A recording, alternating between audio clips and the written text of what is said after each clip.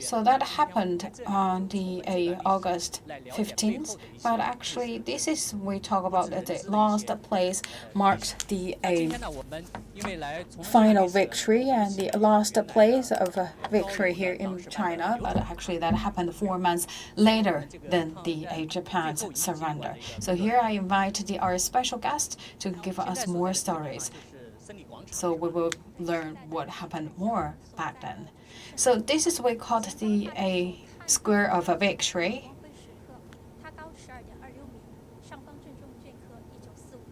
And this is actually the whole sculptures. So the sculpture here, you can see that the victory pose. So that also marks the final bright time coming to Gaoyu, and here it marked a day of the victory day in December 26th, actually 4 months later than the Japan's surrender day, which was the August 15th.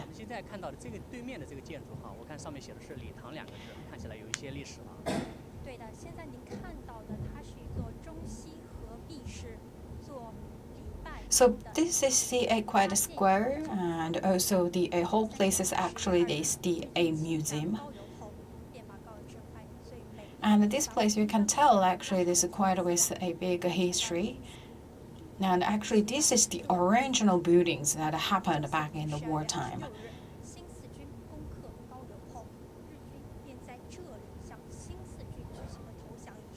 And also this is the place that exactly this building actually was the place that Japan's army surrendered to the Chinese army. So back then this was the command center for the Japan's military forces.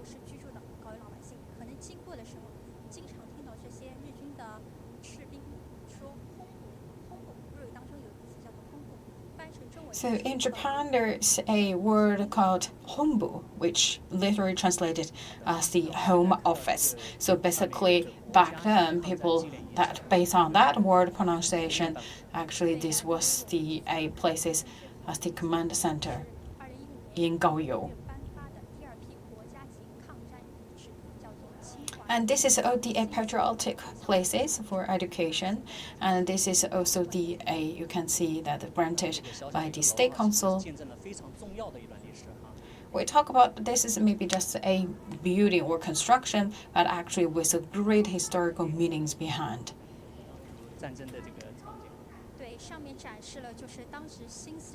So inside of this building, actually right now is already converted into a museum.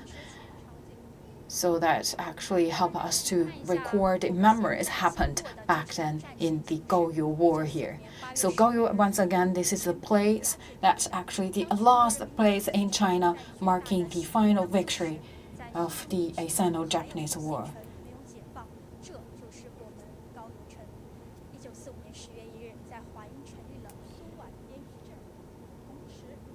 So October 1st, 1945, we also organized the whole organization. So you can see that's back then the whole organization of the Chinese troops. So basically, based on this chart, that's the whole organization help us to free Gaoyu place. So once again, August 15 marks the 75th anniversary of Japan's unconditional surrender in World War II. And this year also marks the 75th anniversary of the World Anti-Fascist War victory. So that is why we choose Gaoyu, because Gaoyu once again was the very last location, the very last place here in China, marking the victory of the war against Japanese aggression.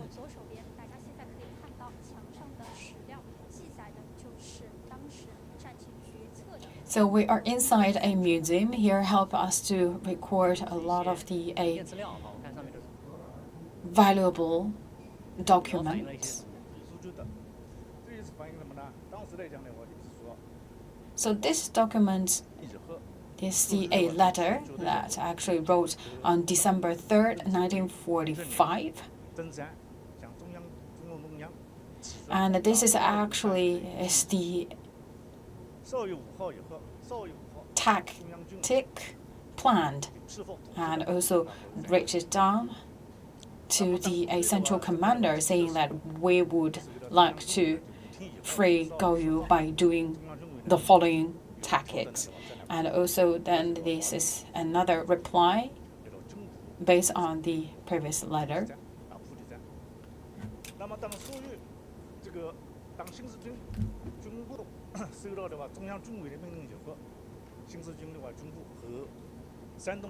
So once got the approval from the Central Military Committee,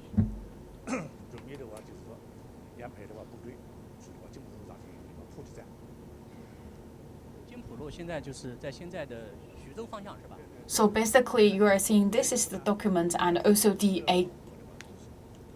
guidelines and the given by the Central Military Commission.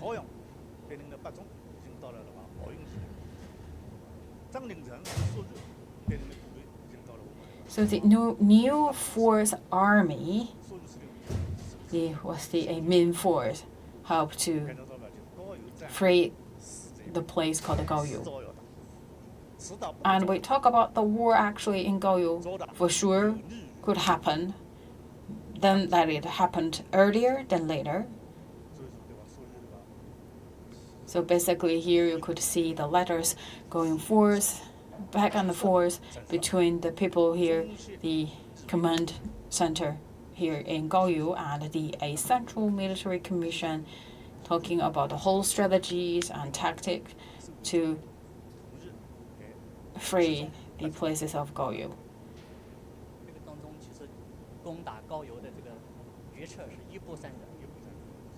And of course, that the strategies and tactics were so important. That is why we could see the letters going back and forth for several rounds of discussion.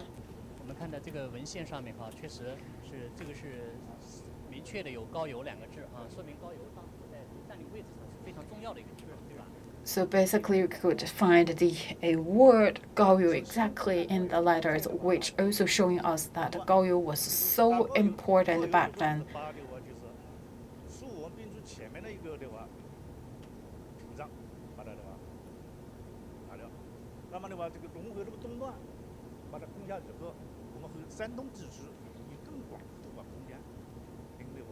So in the letters, they saying that how we can go from different directions, and also that we could also get the help from the neighboring provinces. So we can really create that synergy among the neighboring places, so we can get more forces in place to win the battle.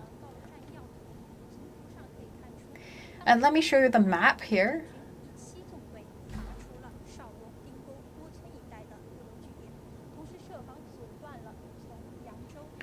So you could see that from the different directions. So we will first get rid of all the different barriers at different angles. So of course, first of all, that's the field soldiers in central China help us to first get rid of all the Japanese troops surrounding Gaoyu. And we talk about why Gaoyu was so important, because here is actually the canal bank. So with the very important transportation hub position.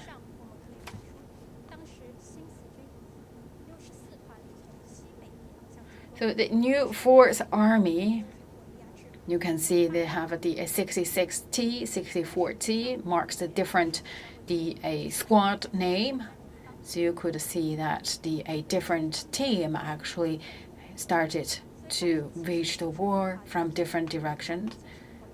So 66T from the Eastern Gate, and 64T and 68T actually were the main force to start the fire. And you could see the pictures and photos. That's actually exactly what happened back then in the Gaoyu War.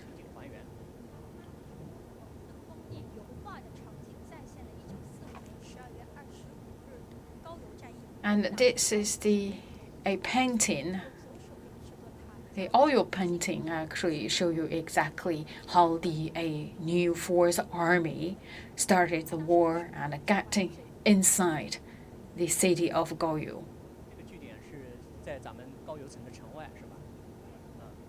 So this actually was the place that exactly happened outside the gate of Gaoyu, the southeastern side. And I could tell you actually this was one of the hardest gate to break into. So you could see this is the new Fourth Army of the Chinese Liberation Army. So that's the 6040, or that's the squad of 64, 66, 68 from different angles to break the gates and get inside the city of Gaoyu. And also here you could see the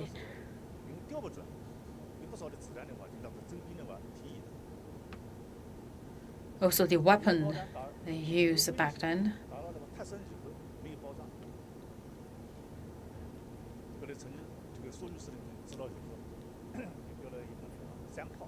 So the hand grenade.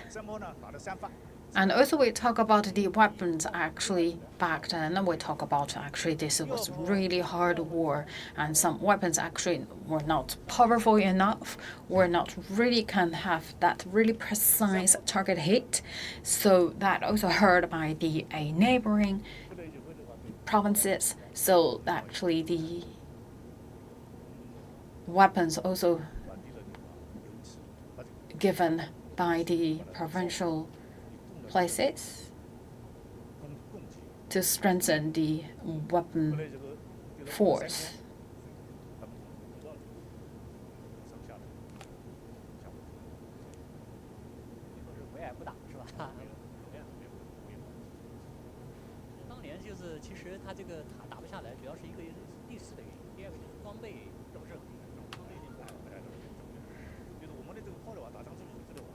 So we talk about why was so difficult for the war happened here at the eastern or the southeastern side of the gate.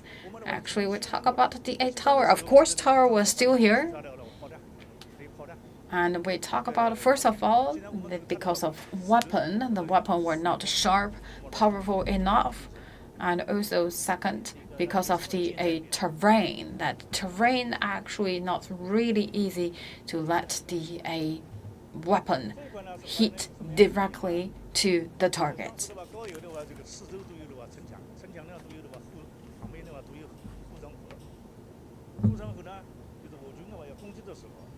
And back then, we talk about of course, there's the city wall around the gate.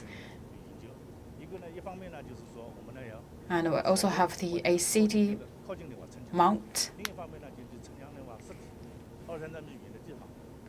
So the city mount, how we can cross that city mount. So that you could see we have all these bags of sand to help our soldiers to cross the river.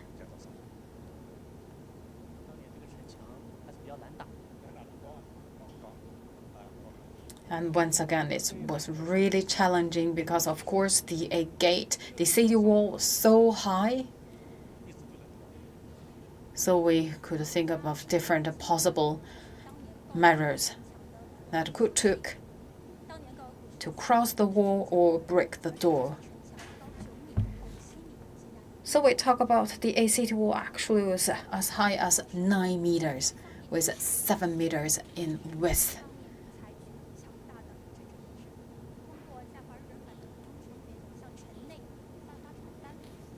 And we also actually, not only from the military side, to have that hardcore wars, and we also go with a very soft manner to that. First of all, you could see that we played the Japanese songs, and also here you could see the kite. Actually, that also helped to spread out the flyers. So basically, through that the kite, we help to spread the flyers, and also based on the different direction of wind, and actually we could tell that the flyers actually reached a lot of majority, I could say majority of the places inside the gate of Gaoyu. And to the December 26th, occupied by the Japanese troops for more than 4 years, finally they welcome this hard-won victory here in Gaoyu. So not 4 years, actually it was 6 years occupied by the Japanese troops.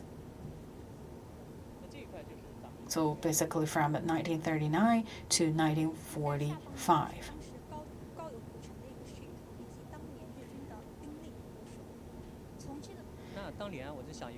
So this is actually the landscape of Gaoyu. The city wall of Gaoyu actually were well preserved. And of course, that also the included already considered by the Chinese armies. So one of their tactic when they tried to break the door and inside the Gaoyu, actually they already considered that they could that save the lives of the armed force, and also did not really damage the city wall. And also that the local citizens also give great support to the Chinese armies.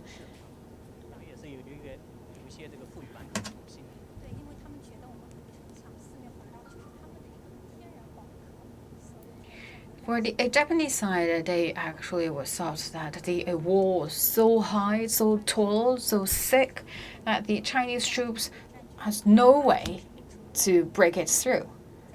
But finally, we could see that the Chinese armies pull it through. And this is a remarkable moment, marking the surrounding moment.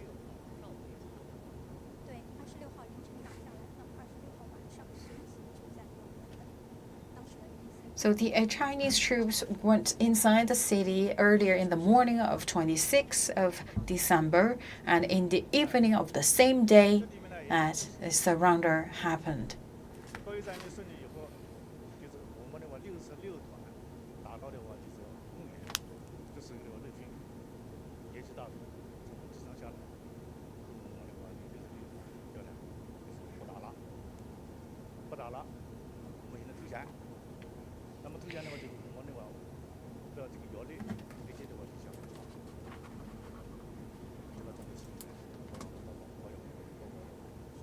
So the regiments of Chinese armies all entered inside the city of Gaoyu, and the Japanese commanders said that we should stop the war.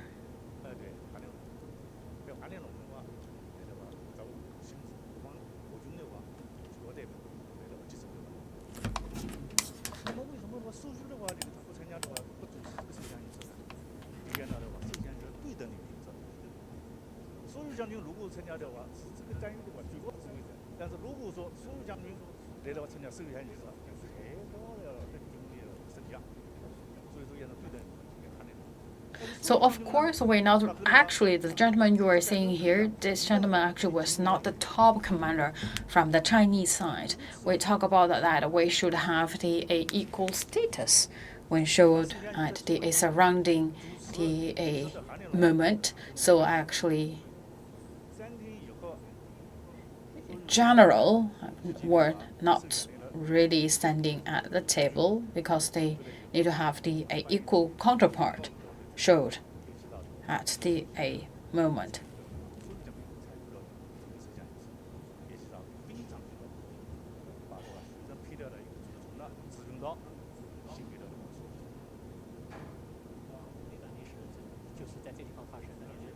So actually, this was the man. He was the a top commander. He was the General Su Yu. Actually, he was just inside the army troops, not really standing at the table. And the gentleman standing at the table received a surrounder from the Japanese side, actually with the equal status. We talk about counterpart from both sides. And also, actually, later on, we told the Japanese a commander saying that the a top general from Chinese side actually were presented at this moment. And the Japanese side was so touched.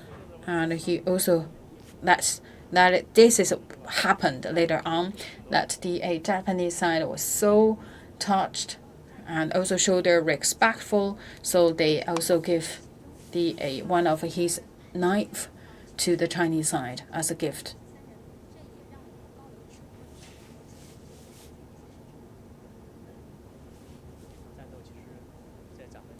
So the total number of the Japanese troops in Goryeo was more than 3,000, around 3,900. So on December 26, 1945, the Freedom War of Goryeo marks the very last war happened in China in the war of resistance against Japanese aggression. So that is why we mentioned the places of Goryeo, because this actually was the really the historical meaning. Because the freedom of Goryeo means that the completed victory got by the Chinese side and the whole freedom of China. And we also look at our young kids here. They are the volunteers here.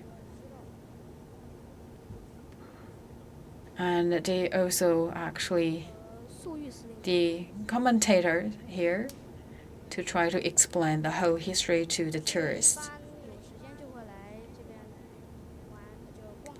So I quite familiar with the whole history. I also saw your classmates also here, right? Yes.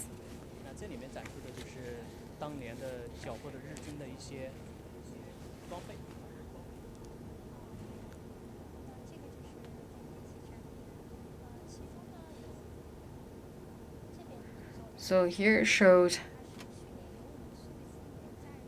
the weapons captured by the Chinese side. And look at this side actually donated by the family members of top general Su Yu.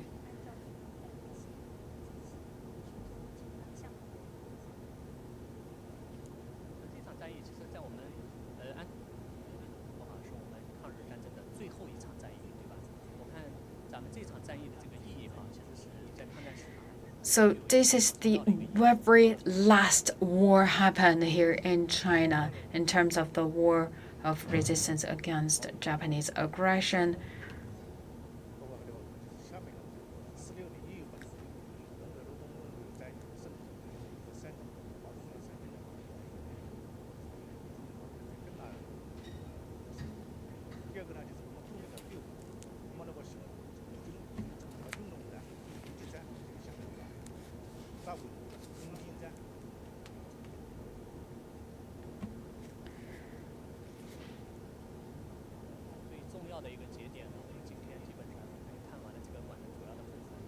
So here shows a part of the story that happened here in Goryeo.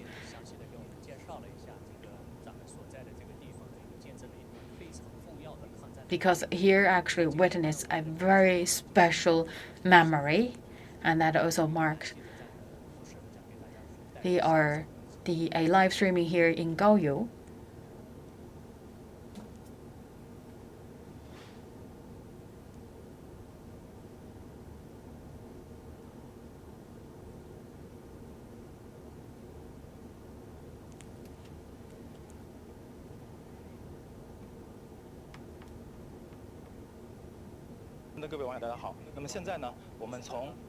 To all the viewers, right now we're coming from Gaoyou to Yunnan. And this is a place called Wanding. And there's a river distance between Yunnan and Myanmar. 今天呢，我们的主人公就是南洋华侨鸡公。可能大家对这个鸡公这个概念不太熟悉，那么一会儿呢，我们将给大家继续进行一个讲解。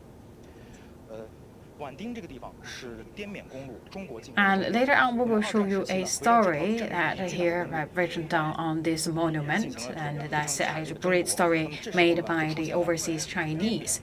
缅北滇西的战役历时总共是1年半。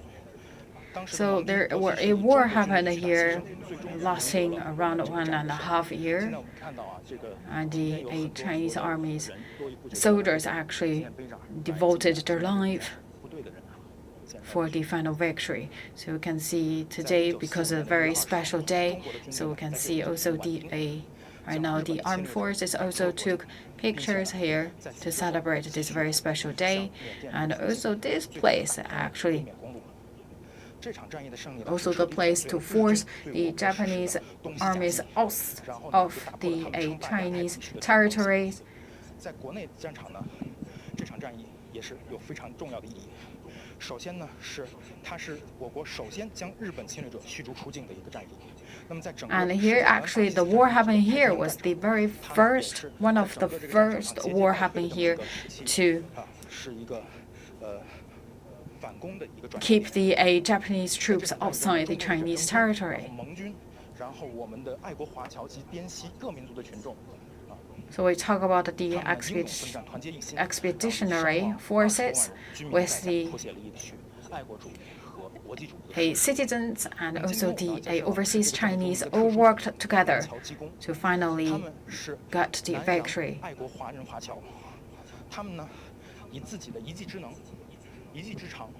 And we talk about a very special occupation, that's the equipment operator. Actually, we talk about the overseas Chinese, that's basically the equipment operators of the 8 overseas Chinese.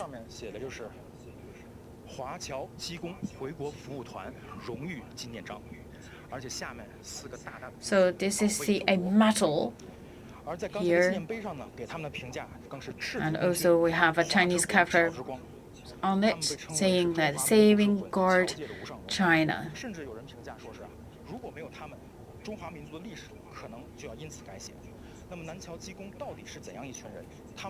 So we talk about the Nanyang Chinese or the overseas Chinese in Southeast Asia. We're always saying that without their help, the Chinese history could be totally changed. Then I also invite our special guest to talk us more about the history happened back then. So I see this is close. Actually, this is the uniform. Actually, from the overseas Chinese of Southeast Asia. And actually, we talk about the Jigong, especially that's in Chinese, means that the equipment operators. Actually, we would like to bring that in our memory and cherish that memory, because we talk about the equipment operators working in Southeast China. They made their trip back to China to help to safeguard the Chinese territory and sovereignty against Japanese aggression. So we talk about here, Wanding actually is a boarding place here in Yunnan, very close to Myanmar. And we could just see the territory of Myanmar and also the expressway of China-Myanmar.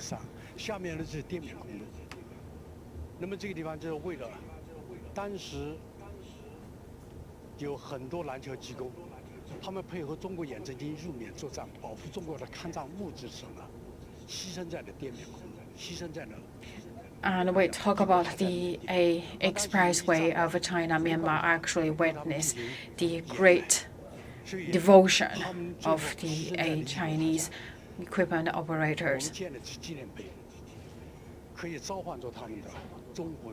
And we also built this monument because actually they devoted their life in order to save the weapons or the very special and the valuable stuff needed for the war for the Chinese side.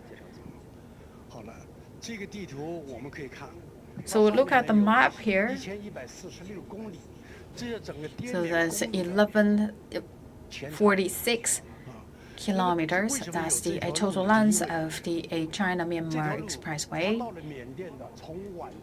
So from Wanding, you could see so close to Myanmar, and also later linked to the capital city of Myanmar, and also the railway of Myanmar. Because through that, the railway finally can approach to the Indian Ocean. And we talk about 3,200, means the total number of equipment operators actually of the overseas Chinese in Southeast China, in Southeast Asia, went back to China. Right now, we only have 3 survivals. And here we could see from 1939 to 1945, they delivered in total 50 tons of anti-Japanese war supplies.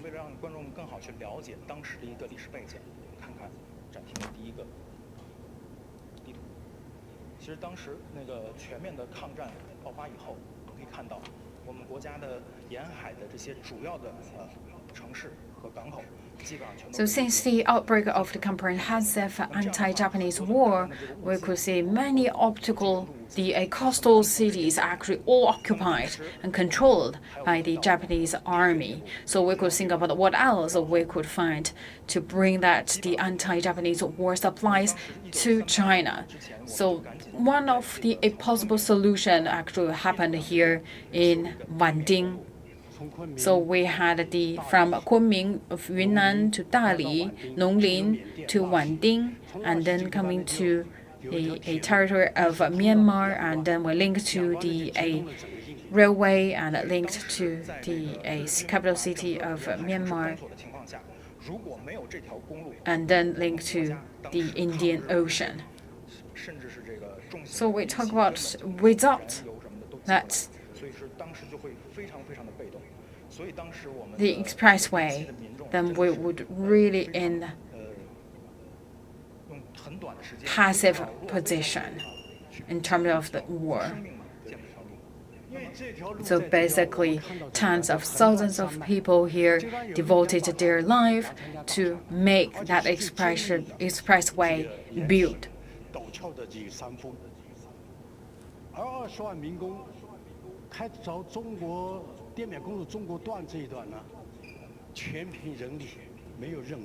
And there actually were no equipment helped the people to build that expressway. Everything actually made by hand.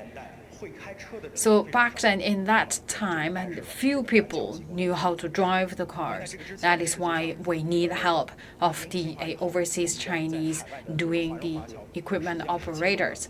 So we talk about overseas Chinese always have that deep linkage to China. So you could see that they made several donations to help China to fight against Japanese troops from 1939 to 1945. This is basically a form, the statistics of donations made by the overseas Chinese. You could see actually they also donate the airplanes. So 19 from Myanmar, 50 from the Philippines, and more than 10 aircraft from India. That's all donated by overseas Chinese in different places. In 1939,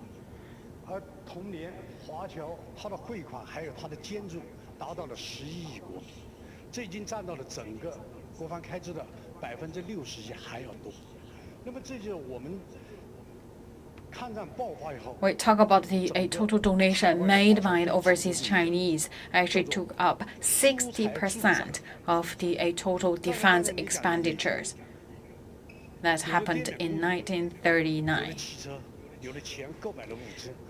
We had capitals to buy supplies. We had expressways. We had people know how to drive the cars, and we also had vehicles.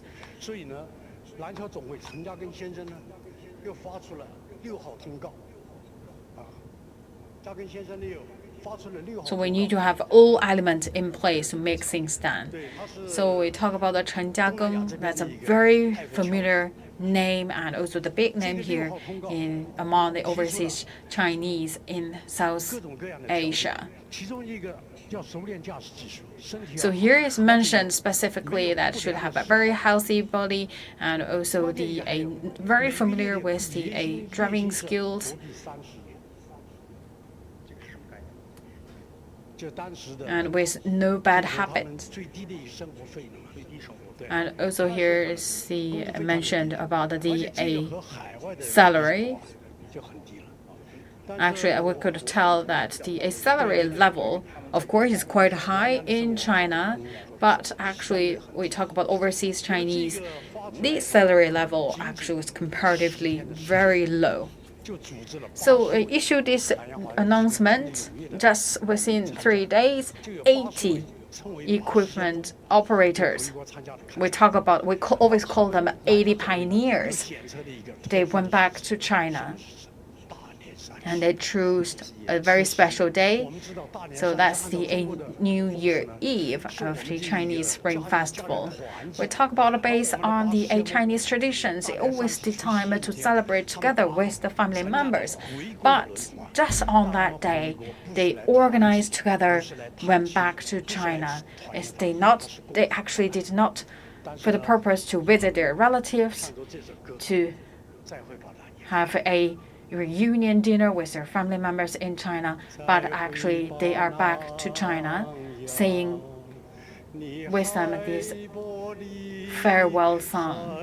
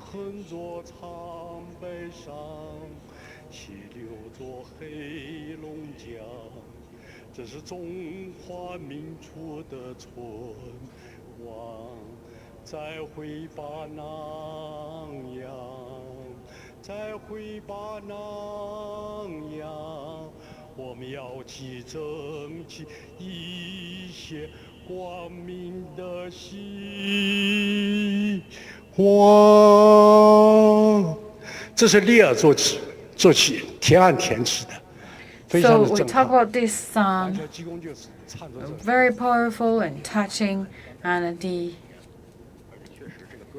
equipment operators actually proceeded their journey without hesitation.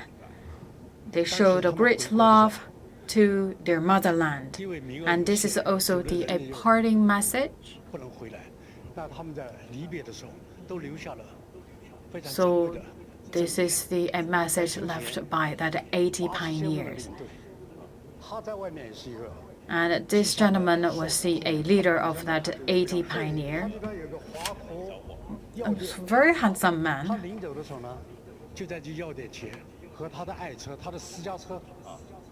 And this is actually his private car. And his friend wrote that wish you good luck. We will for sure win the final victory. And this is my relatives, my uncle, a great uncle.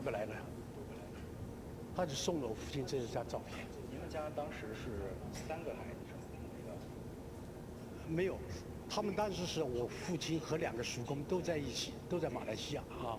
他们3个。So my father and my 2 uncles actually all in Malaysia. 所以他送了我父亲这一个。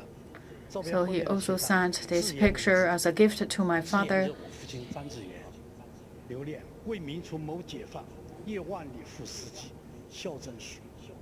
So we, for a great victory and freedom of China, I was on my journey back home. 而且呢，有的人是瞒着家人，有的人惜报连理。 So we talk about actually people was really would like to get that a candidate places to be the one chosen and can be involved in that journey back home. And this is a farewell letter written to the parents by Madame Bai Xuejiao. 是我所练的，双亲弟妹是我所。She talked about actually I had a great love to my families and my siblings, but my country, my hometown right now was broken.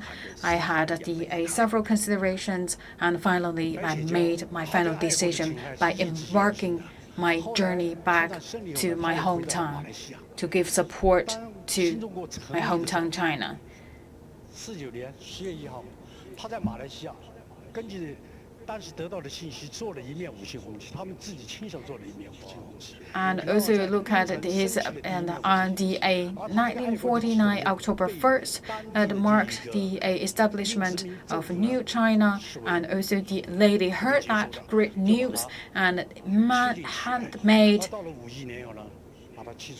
a national flag and raised the China's national flag in Singapore. And in her later age, she also devoted herself in education. And she passed away in Guangzhou in 2014. 当时这个篮球机回国，我们前面讲了，使用了各种各样的办法，而其中像这位更是特殊的一位。 And they all show their great patriotism. 看不出来，他是有是吧？这位叫李艳梅，她是女扮男装。她第一次报名之后。And look at that. Actually, you thought it's a gentleman, a man, a boy. Actually, she was a girl. So she changed her name as a boy name and also dressed like a boy because she eager to be one of a personnel devoted herself, contributed her power to the war against the Japanese troops. 才暴露他身份。后来杨维谦呢也就和他结为了夫妇，这也是一对抗战的夫妇。当时这一个何香凝称他为巾帼英雄。 当时实际上是有这个女性的职业的，就是这种岗位很少，很少啊。所以她为了能够回来，她选择了。So we have really few position for females because we talk about the drivers. Actually, we prefer men. So that is why she covered her identity. And later on, once her identity actually was found, as she actually was a woman, so later on she also worked as a nurse. And this is Mulan we talk about. 和当时我们中国的青年可能会有很大的反差，他们都是比如说梳着非常整齐的那个头发，穿着西装革履，然后你看他们的面部表情。 So the photo here actually should see that this show the great confidence, and this a group of young people with strong patriotism. And look at they actually live a quite awesome life, very subtle life in the overseas places.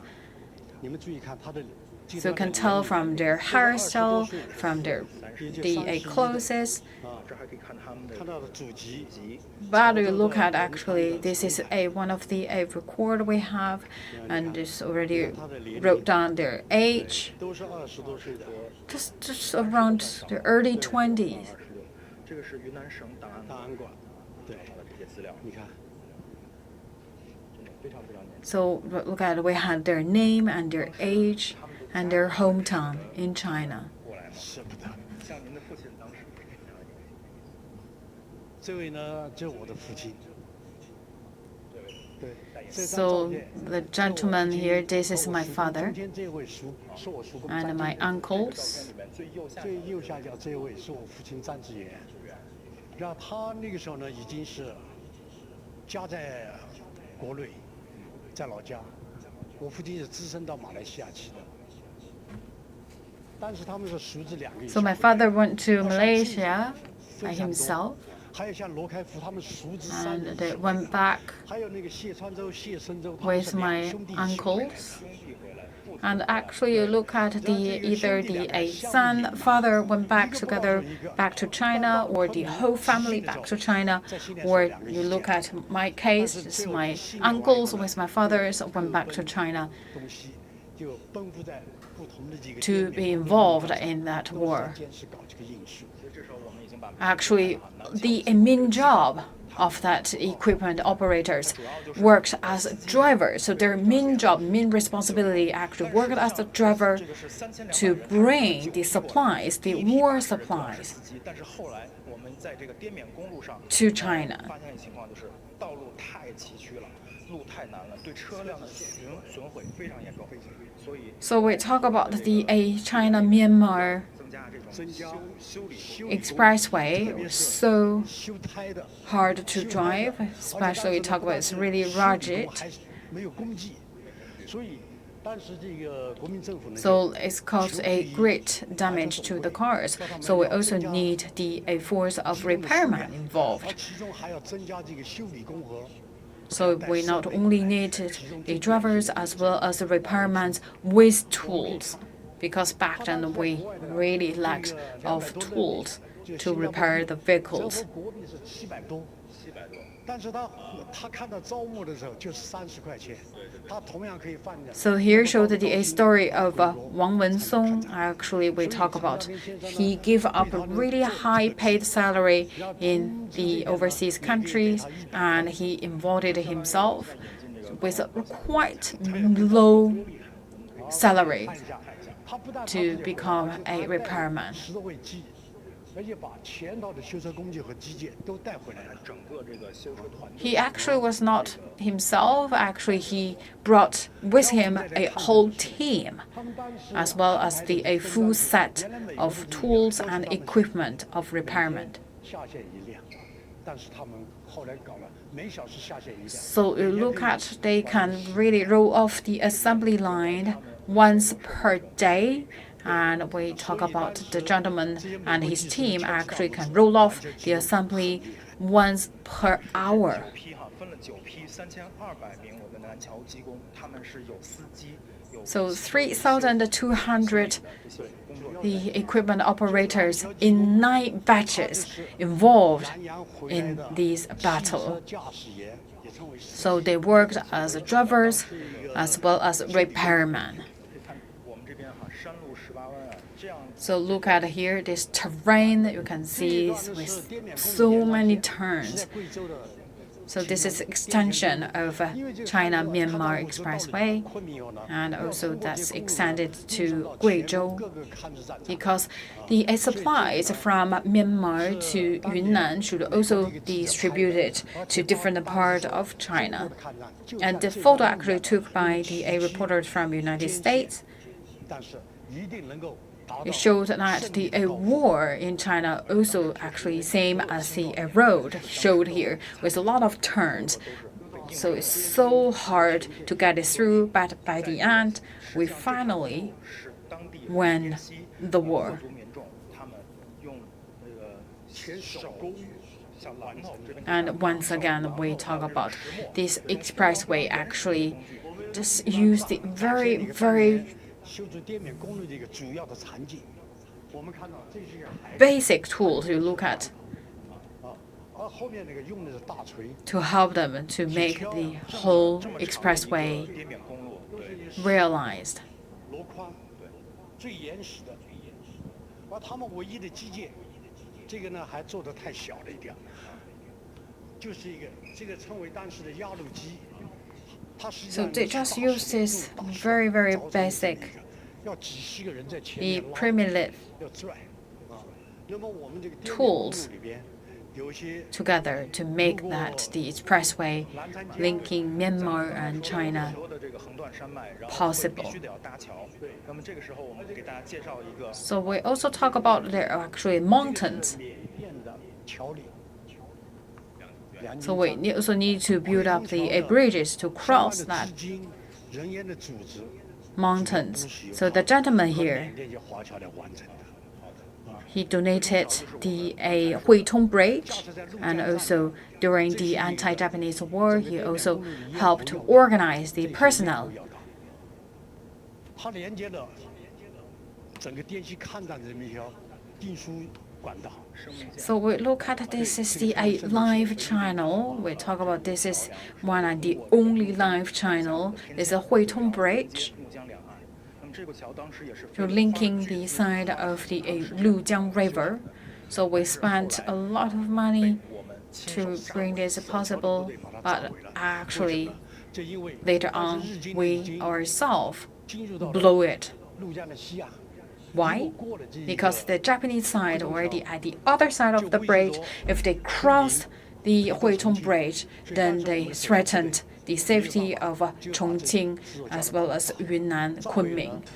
So there's no solution except blow it up, the whole bridge. We spent nearly 2 years to make this bridge possible, 一开始介绍的，就把日军侵 and 入 later on we destroyed it by ourselves. 赶出了中国的国土。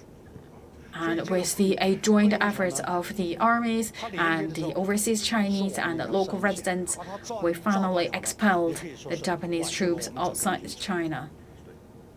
我们继续往前走。那么当时也是，正是因为这是唯一的一条生命线，中国的一些 正是因为它是唯一的 We 一条 talk about this is our lifeline. 它一定要把这条线 So the Japanese side attached great importance. They would like to cut off the lifeline. So they started the attack from Myanmar, and they also had 主要 the 的目标就是把汇通桥和宫果桥、澜沧江上的宫果桥把它炸。有一次 the 呢， bomber 宫果桥被炸断 to destroy 怎么 that 办 bridge. 当时日本的媒体呢就宣传了，滇缅公路3个月不可能通车，他们也可以这个时候趁 And 机 the 而 Japanese side believed that the Myanmar expressway, Myanmar-China expressway, couldn't put in service within 3 months. 守桥部队还有这些修路的这些工人呢，他们想了办法，用空的汽油桶做成了轮渡，两边呢用汽车用这个减氧机呢来回头拉。 But look at here, this shows that actually they utilize the gasoline cans 我们看到那边那个 to put at the end of that the wood to make it as a very the small 滇缅公路没有恢复的， transportation 这就 ships 是 or the vessels to help them to bring the different supplies across the river. 炸断的情形。当然，它没有完全被炸断。 So this was the picture, the recording the explosion of the bridges. 这个改造上面是还是有一定的一个贡献的。他们在整个，因为滇缅公路非常的崎岖，非常的艰难，坡陡弯急，所以他们在整个 So 行 we 车的 talk 过程 about 中 the 呢 whole 就不断地 terrain 做 of the China-Myanmar expressway was really rugged, and they also actually have quite creative thinkings to modify the trucks. 让那个刹车片冷却，然后再冒着水汽哈。这个装置就是在滇缅公路开车的。 So we talk about you always could find that the truck drivers also pray waters 因为这 to 个刹车它太热以后呢，刹车片就失灵了， the 甚 brick 至呢 block 会烧坏， to 所 cool 以 it 经常 down. 出车祸。后来他们总结呢，想办法。原来他们是用水直接 So that is also the experience accumulated back then 或者 in 车轱辘坏 this 了 battle. 那么这个时候呢，他们就想了一个办法呢，就慢慢的让它从下坡之前，这个还没有发热的时候就开始喷淋，让它冷却，那么就可以保证。 So the drivers back then tried to pray waters before 会出现这个沙石 they 失灵的。 enter into that the downhill. 成，我们现在呢就到下面的展馆，可以看到这个弯弯曲曲、蜿蜒曲折的这个楼梯，就象征了当时蜿蜒曲折，然后路况非常艰险的这个滇缅公路。 So always we talk about the twists and the turns, reflect the history as well as exactly the whole terrain of a China-Myanmar expressway. 国家也正在做这个通往印度洋的这个公路对，铁路对。 And right now we're also constructing the railway towards the Indian Ocean. 车子被陷下去啊。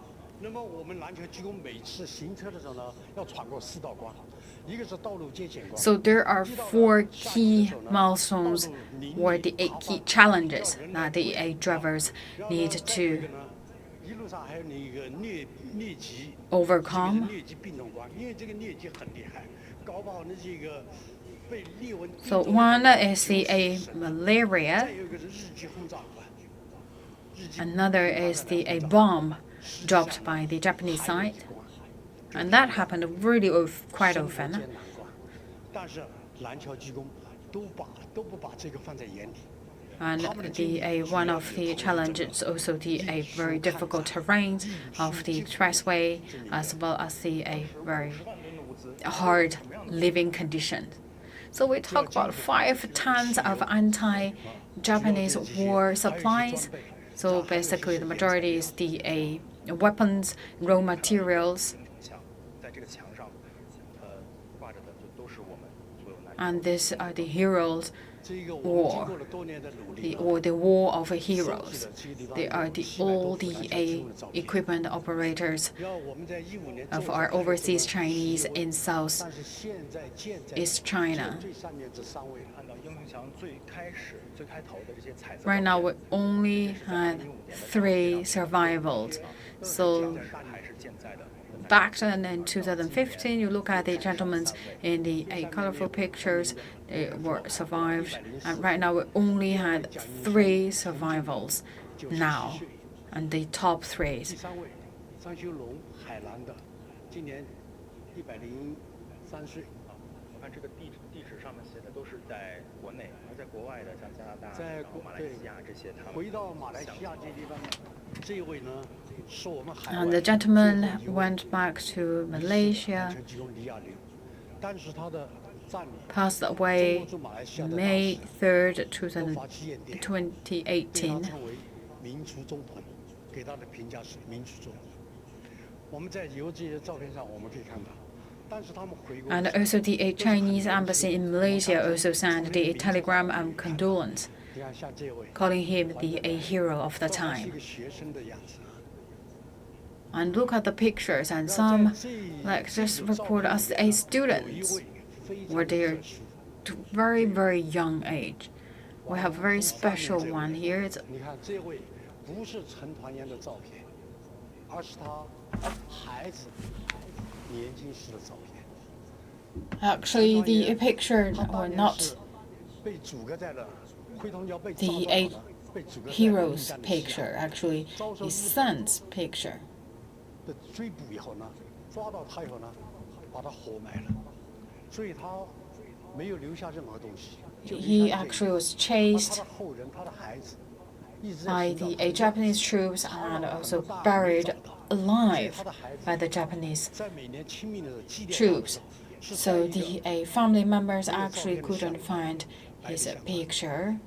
到他父亲陈团员的名字下面，进行那个明路那个地方进行祭拜。他的 So every year when we commemorate the hero, actually 这个纪念馆守护这些 we didn't have his picture. 副会长， We just have the empty frame to commemorate that hero. And we have a special guest here. He actually was the man that kept all these pictures. I tried to find a picture of my father for many, many years, but we always talk about like father, like son. So I believe that my picture in my quite young age could let everyone remember my father. Yes, I've been living here for many, many years, and I also worked for this museum for more than the 2 decades.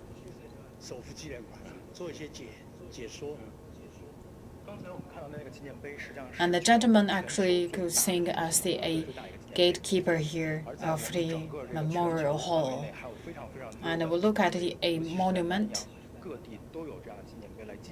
We have this kind of monument to cherish the great memory of the overseas Chinese in Southeast Asia. The heroes, the equipment operators, always cherished and memorized by all the Chinese people. We established 9 monuments to commemorate the great memories of the equipment operators of overseas Chinese in Southeast Asia.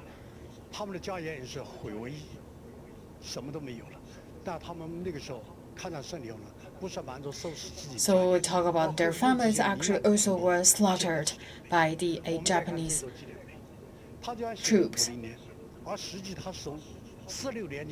And look at this monument, actually finished in 1950. It started from 1946.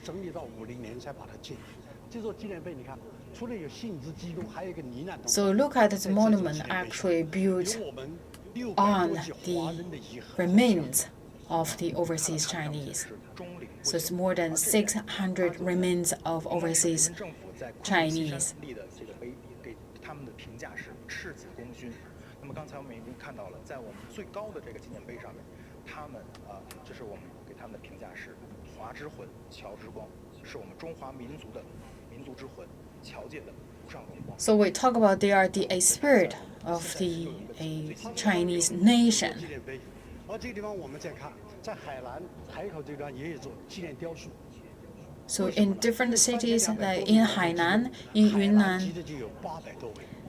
So we talk about 800 out of the 3,200, the overseas Chinese from Hainan.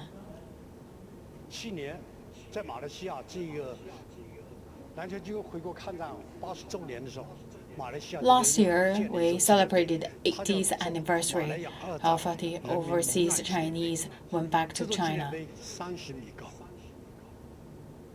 And this is the newly built monument with 30 meters tall.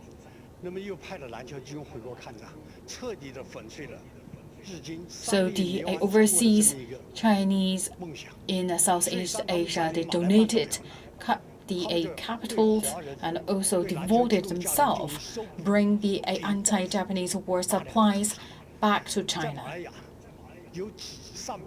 So we talk about the Japanese sides actually slaughtered their family members for revenge. And we had this monument actually in Malaysia. And we talk about the different monuments. A lot of monuments actually built up on the remains of overseas Chinese. So in order to commemorate all these great people, we built the monument. The 30,000 overseas Chinese slaughtered by the Japanese side.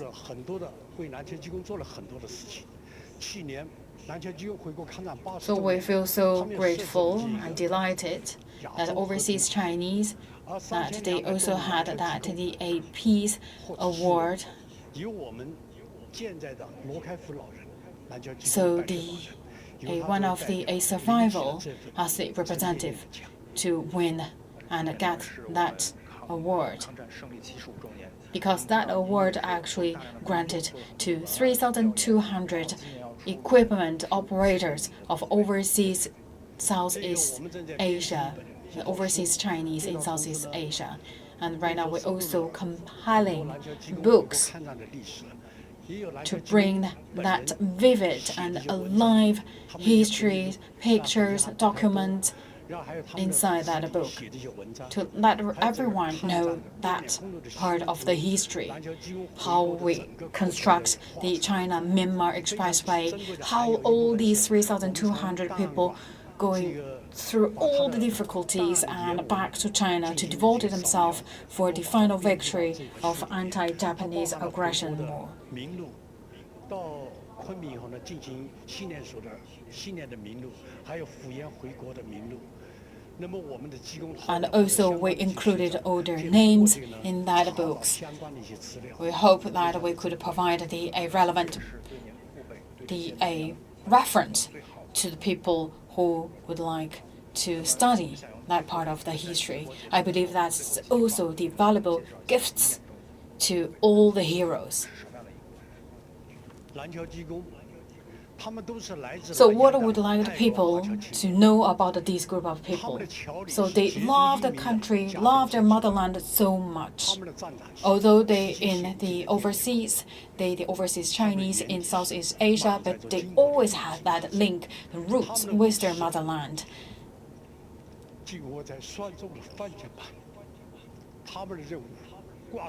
They made great contribution to the victory.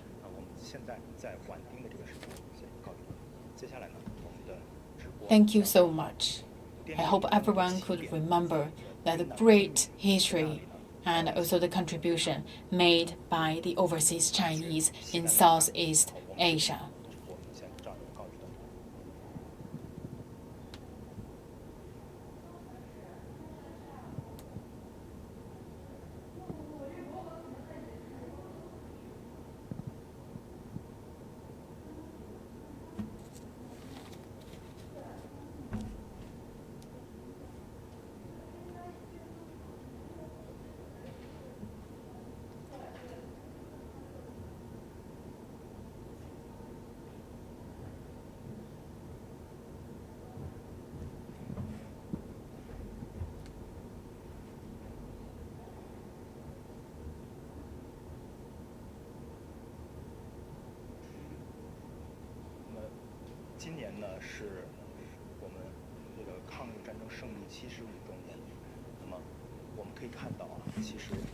So once again, August 15 marks the 75th anniversary of Japan's unconditional surrender in World War II, and this year also marks the 75th anniversary of the World Anti-Fascist War victory. Actually, we talk about this war actually was a great effort jointly paid by the people in China as well as our overseas Chinese.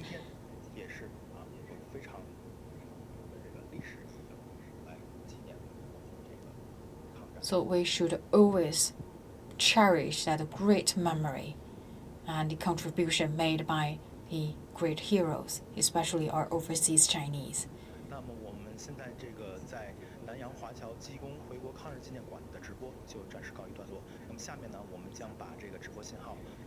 So historical contribution memory for a long time, and also need to give great credit to our heroes.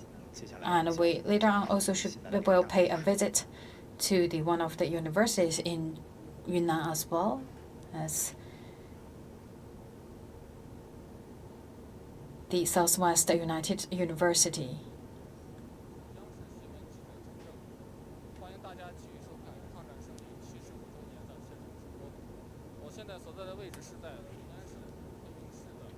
So here I'm at called the Xinan United University, and this is one of the campus, and here also the record the great history, and also with a special guest.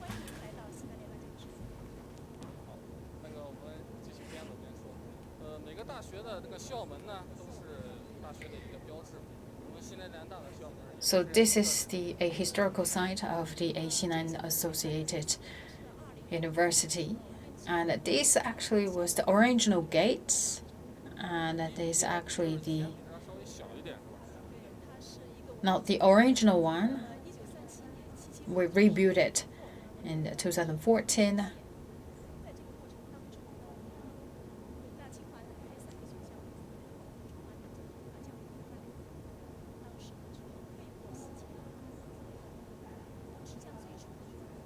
So we talk about following the Marco Polo Bridge incident, the Tsinghua Peking University as well as the Nankai University, in order to save the great assets and talents, so they moved to Kunming, Yunnan.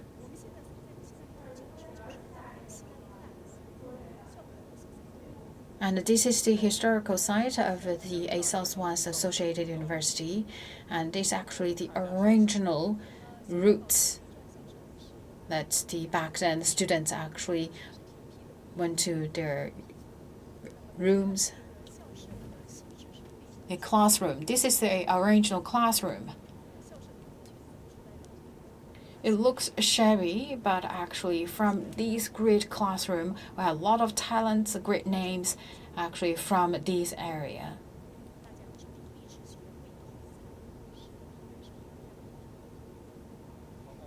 So we trained a lot of talents for the country.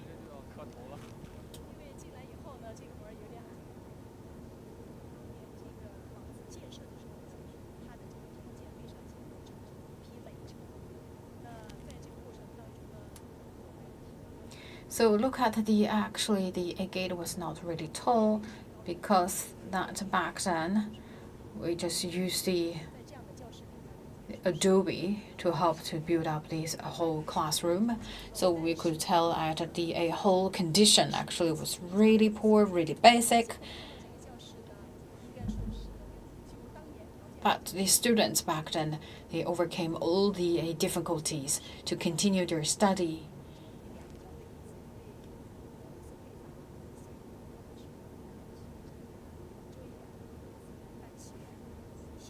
So look at this is a 2-in-1, because that's basically a chair and a desk together.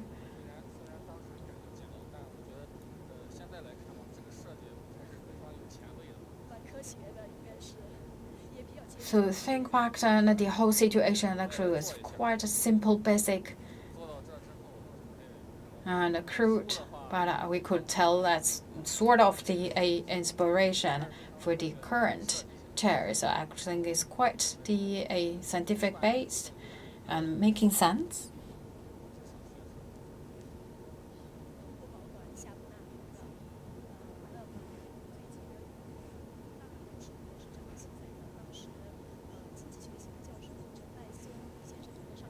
The professor of Chen Daisun from the Department of Economics so recorded that a part of the history that the one on of the raining day, actually the rain was so big, and actually the drop of the rainfall actually make the students couldn't really hear the professors. So the professor also wrote down the message on the board saying that stopping the class, enjoying the rain.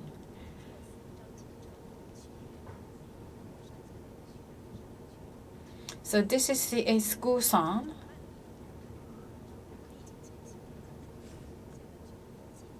Of the Southeast Associated University.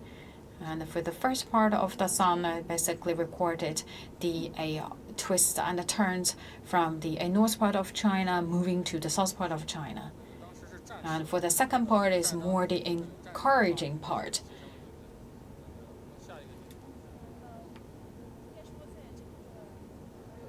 And encourage students to study hard and pay contribution to the country.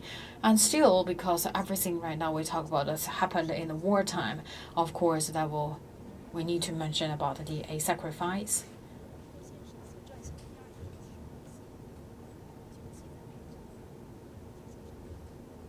And this is a torch.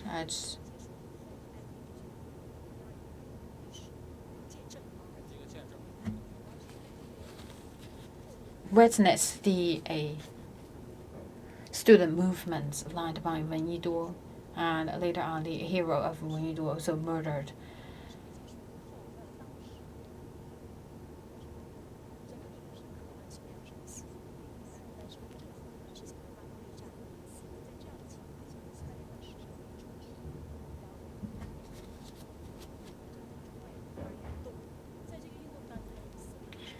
And we also have this later on a civil war happened inside China.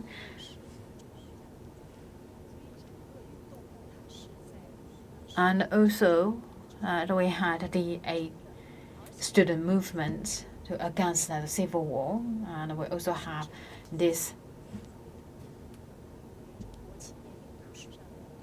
a graveyard to memorize the ODA heroic students.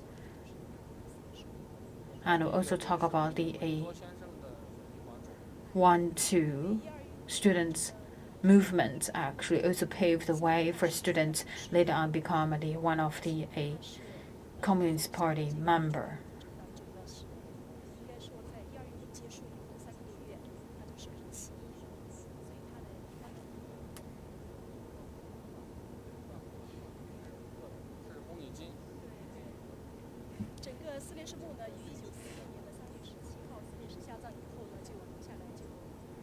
So it's surrounded by the red scarf.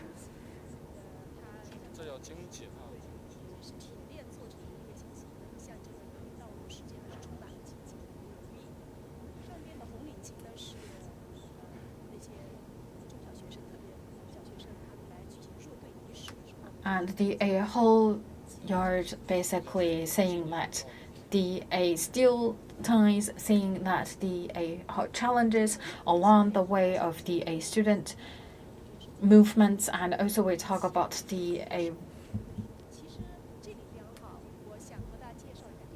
red scarf. Actually, they also shows a patriotism.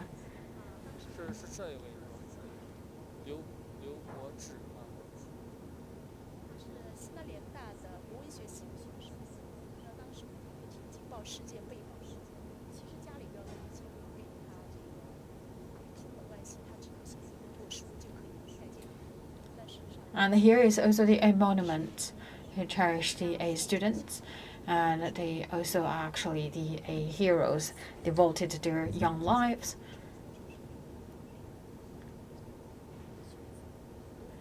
They organized several rounds of the student movements.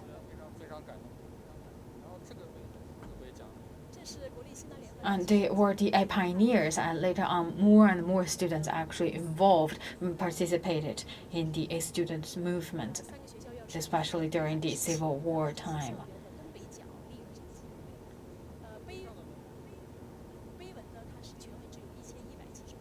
So this is the monument, and this is actually happened when the university moving back to the north part of China. And this is the tablet inscription involving the around 1,000 Chinese characters written by Wen Yiduo.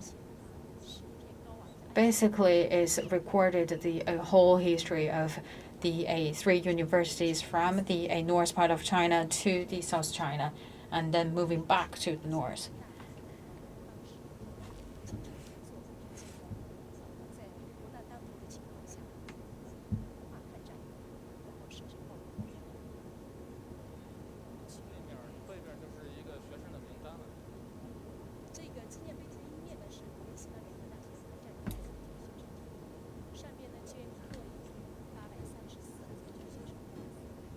So here is around 834 students. Later on, they become one of the army force.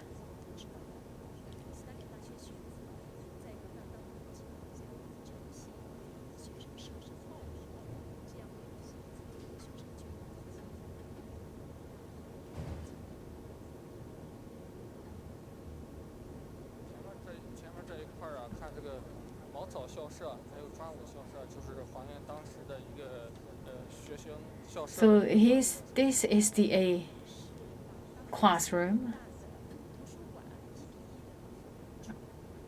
and the libraries actually. And inside the library, there's also the museum to record the history from 1938. That was the year that the three universities arrived here in Kunming. And then to the 1946 when they moved back to the north.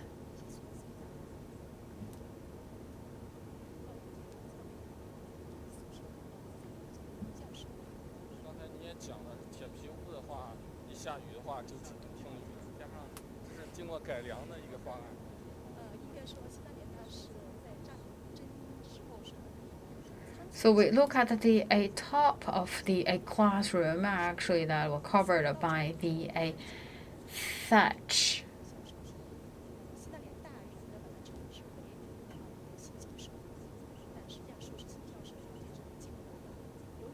So look at the whole condition actually was really poor because back then it's still the wartime, so it's a lack of supplies and materials. So when the three universities arrived here in Yunnan, actually we built up this site.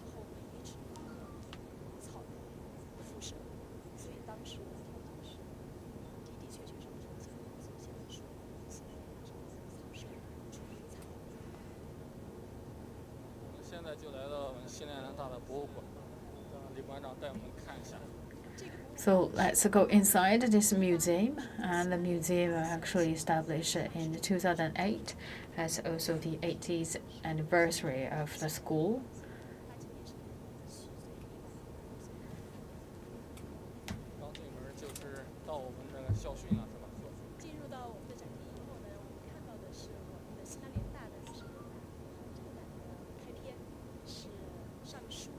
So here is the saying that the resolute and steadfast.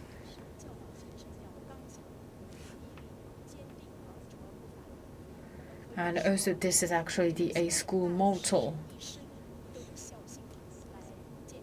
And the students here in the Xinan Associated University guided by the school motto throughout their whole lives.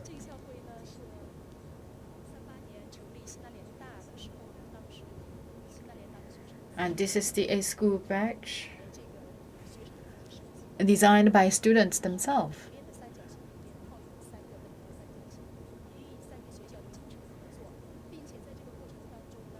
So that's actually the three universities features all included inside.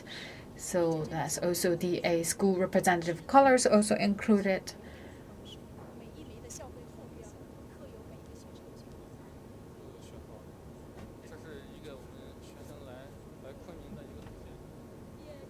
So the map here shows the routes, how the students arrived here in Yunnan. They first arrived in Changsha, but they actually already established universities in Changsha of Hunan province. But because of the war, they also moved once again to the south part of China, to Yunnan province. They went by foot from Changsha to Yunnan province.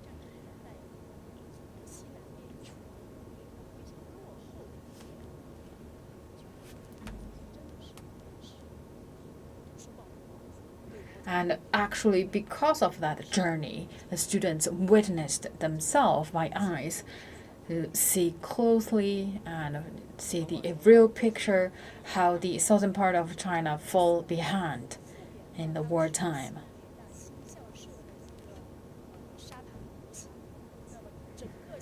So we recovered the site of the Southwest Associated University.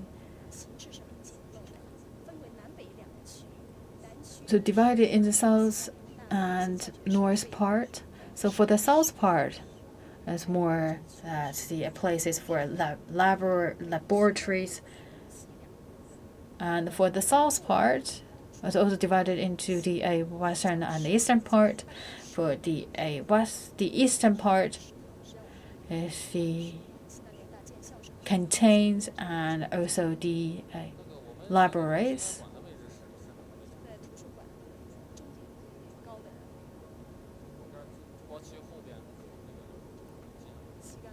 So the largest building actually is the places where we are now, and back then this place was the library. And for the western part, I see dormitory.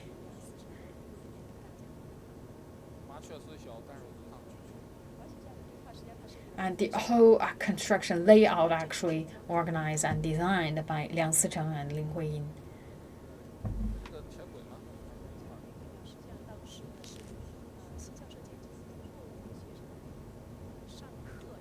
So this is a piece of rail or the track.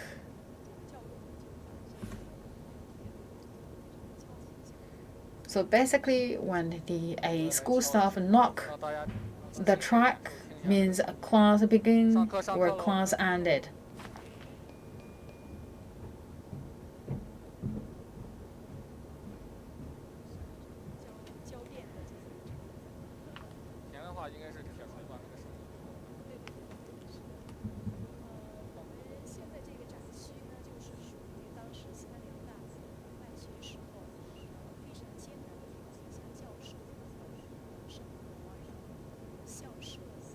So here show you the lives of the professors back then, the school faculties. So we talk about school faculties. Actually, they went from the north part of China to the Yunnan province.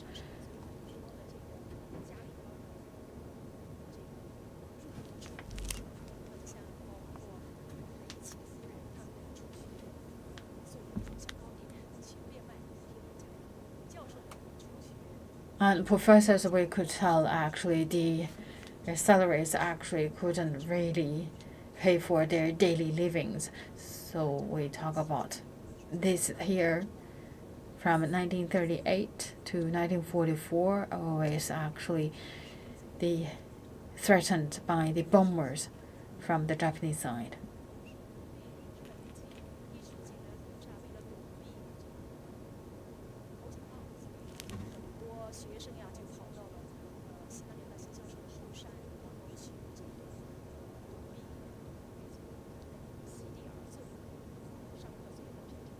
And we talk about that for the safety reasons, like Wenyiduo, Hualuogeng.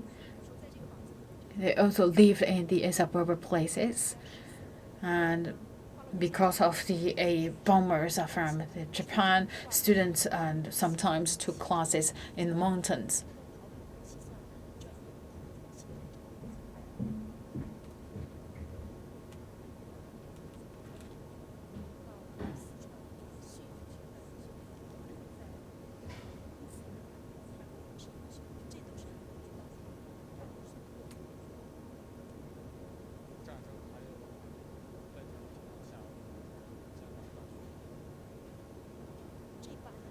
So we talk about because of the war, actually, the whole situation in China was really challenging, but still, that we didn't stop education. We still have the professors, experts, to organize all the education, to train the talent.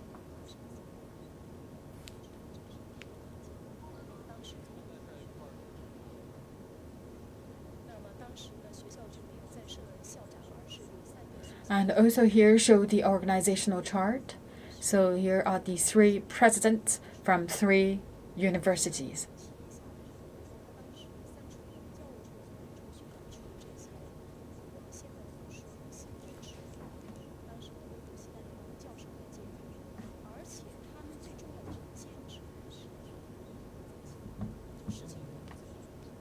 So we talk about the professors not only giving the classes, giving the lectures, they also shouldered other responsibilities, but with one payment, one payroll.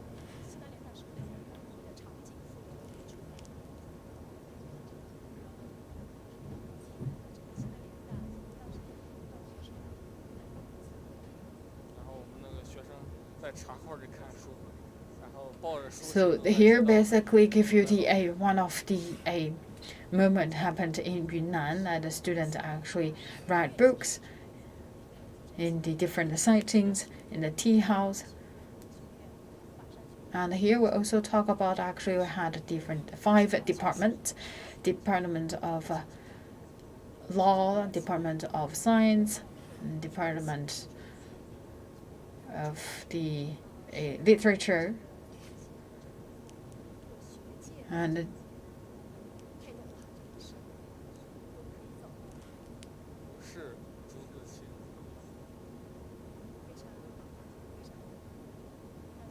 we talk about back then the students from the Southwest associated universities. Later on, they turned to the leading figure of the leading schools in different faculties. And we also have the Department of Engineering. So that Department of Engineering actually cultivated talent for national defense sector. And here are the material donated by the family members of the students back then in the Southwest Associated University.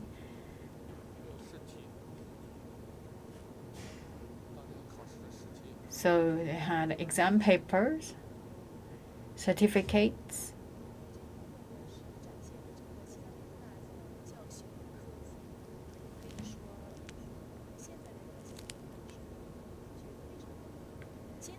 and here show the result of education and scientific research. So we talk about why so many talents cultivated from the Southwest Associated University. Actually, we talk about the school touch great importance on the studies and not only focus on the literature or the science part. Basically, they bring the both literature, science, engineering together to the student. And also we talk about the professor so dedicated themselves and they really show everything they got to the students.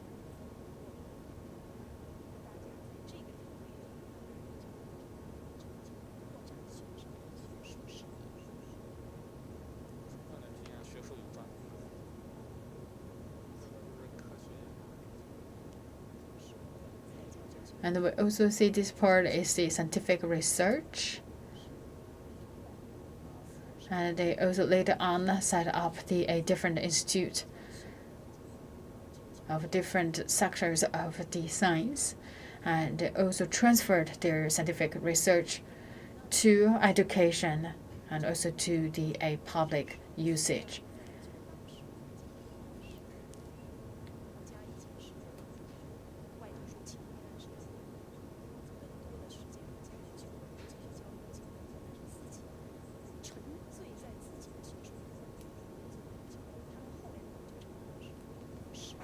And we talk about the professors here. Actually, they rarely had the opportunity to communicate with the professors from other countries, but they so devoted themselves in doing the researches. And we talk about their research results later on paid a great contribution to the development of China.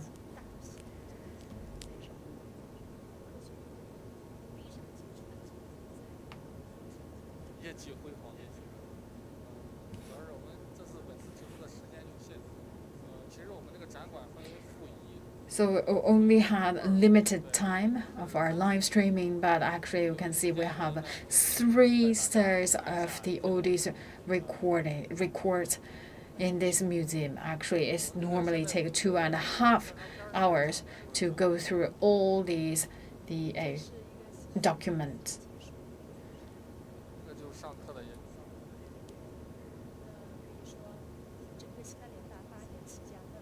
So this is the short video to bring everyone back to the history. So students eager to learn the knowledge and the professors are trying to bring everything they know to the students. And the ultimate goal is that the professors cultivated talents of the country and students devoted themselves to pay the contribution to the development of China. So during that 8 years, that everyone actually practiced the school motto of stay fast.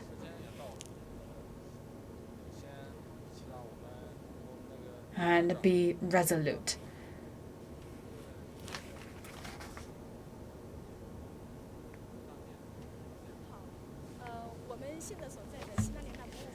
So this is the museum of the Southwest Associated University with 3,400 square meters. So it's including the A3 floors. So basically, they bring you from A to Z of the historical timeline, and it's for free. And also here is the gift shop. So the products you are looking at actually displayed, designed, and created by the students.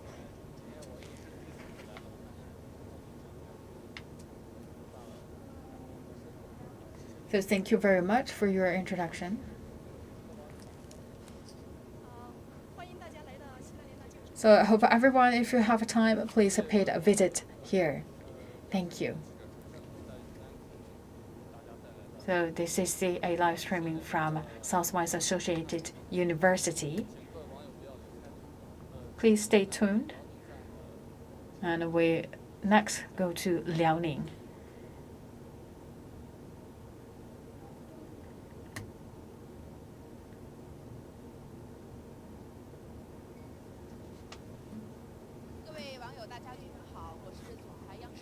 To all the viewers, right now we're coming to the leg of Liaoning.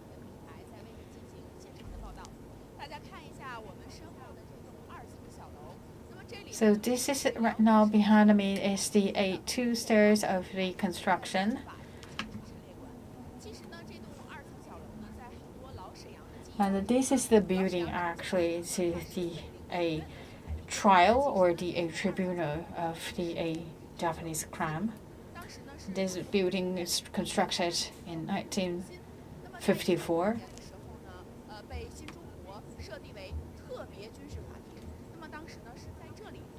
And later on, actually, we made this the official places to judge and give a verdict to the war crimes. And this is the trial.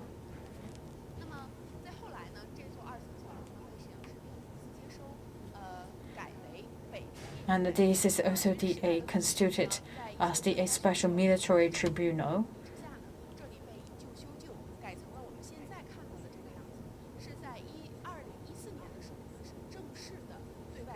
In 2014, it's available to the public to educate the public about the history happened back then in Liaoning.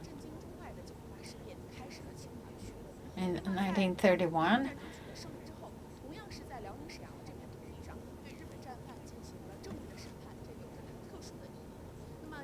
the September 18th incident happened, and that's also started the Japanese aggression to China. And today, August 15, marks the 75th anniversary of Japan's the unconditional surrender in World War II, and this place later on also the military tribunal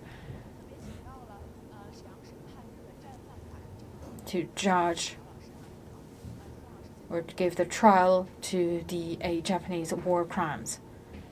So we have a special guest, so CAWD director.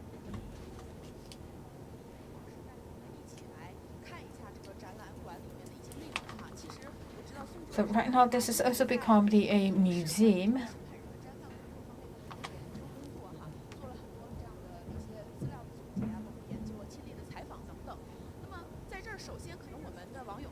So we talk about the trials of Japanese war criminals. So we talk about the victory we got in China or the surrender, unconditional surrenders of Japan. So later on, how we deal with the criminals from the Japan. Since the Japanese side announced a surrender, actually the Soviet Union actually first in charge of the prisoners of war. So first we actually dispatched all these war criminals to Soviet Union.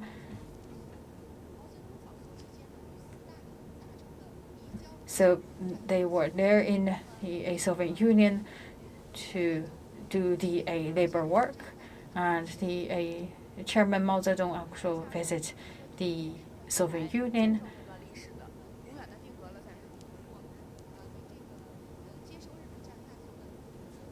And we also did the preparation to receive the Japanese war criminals back to China for judgment.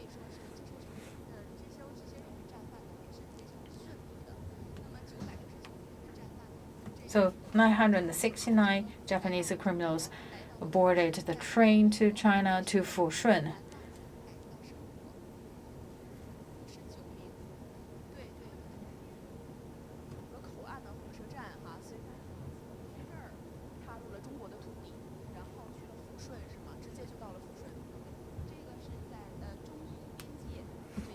So this is a border train station. So that's the border city between China and the Soviet Union, and then they arrived in the Fushun. So why we choose Fushun?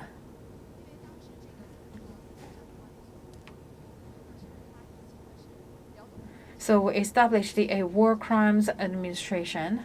So before this is a prison, so we also transfer that to the places to receive all the Japanese crimes.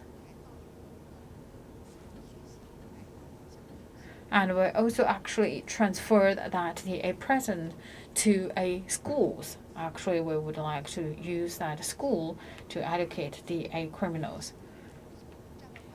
And we talk about back then, actually, they are the Japanese, the criminals were so arrogant, they didn't listen to the instructions.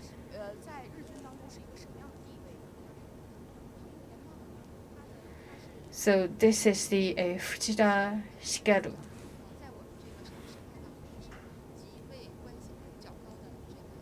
He also the quite high-ranking officials among the Japanese criminals.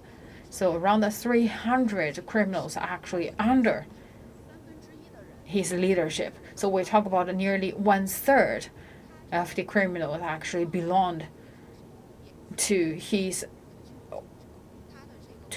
teams. So we talk about this person actually was so deeply impacted by the Bushido culture.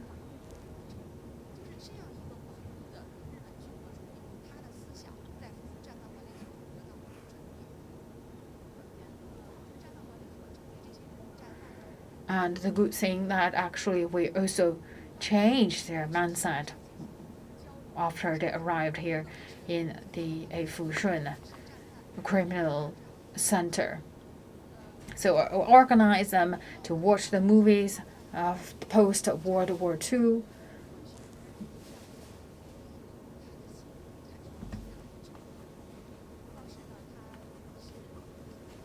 So we talk about the Fujita Shigeru when he watched the movies, especially recording the women's babies. Actually, he's so touched because he thought that his family members, the Japanese nationals, actually were also tortured by the American side.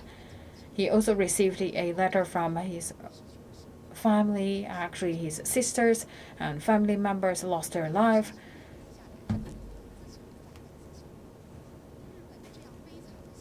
Because of a bomb made by the United States in Hiroshima.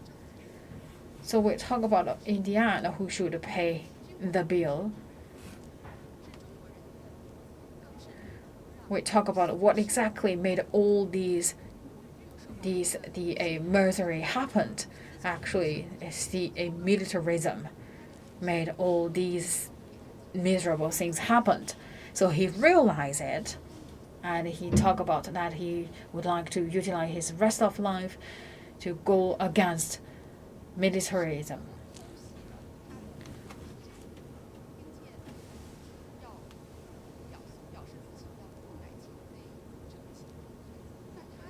So this picture actually showed that he made a presentation about his confession. And because he's leading example, actually that's also later on led a group of the criminals also started to confession about their crimes.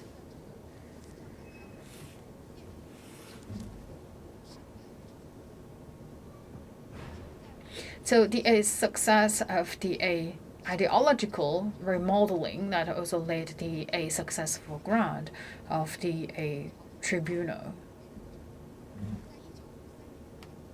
By the end of 1953, so we dispatched more than 1,000 law enforcement people and the people involved in the judgment to first do the preparation.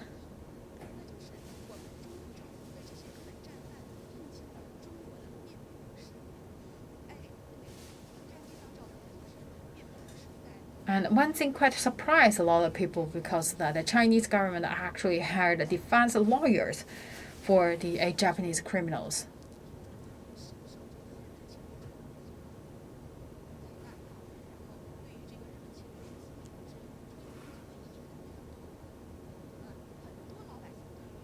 So we talk about back then because of the Japanese aggression that brought the tragedy to the Chinese people.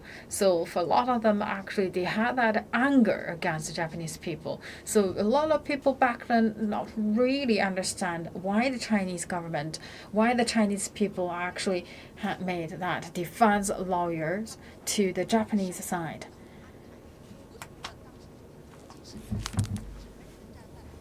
So we talk about this is a global practice and also the procedure of the international the judicial process. This is a very necessary process.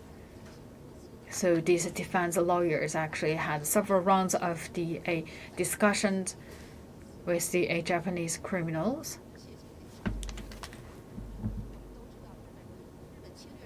And also came up with the statement of defense.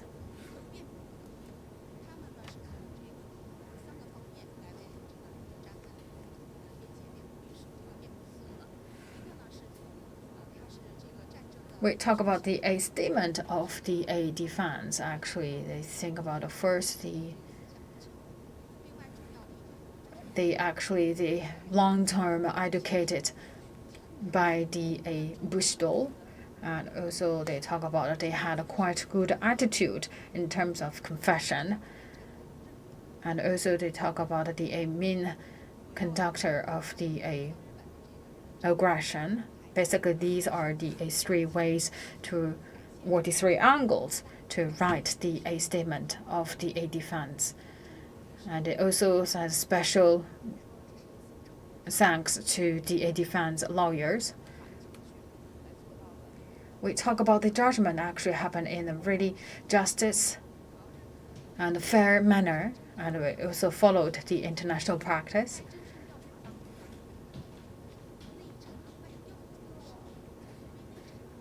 So we conducted a request for a survey. So they had a quite close cooperation with the Fushun criminal administration place. So they got the proof of the witness, and they also visited the 12 cities to pay visit to the witness, the family members.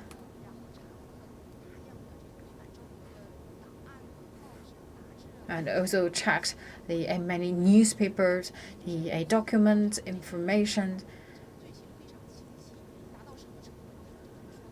So they basically got the full knowledge about the crimes made by the Japanese criminals. It's really down to the details. This, for example, who involved in certain meetings and who made the final decisions. Basically, we had that really firm approvals and documents in place.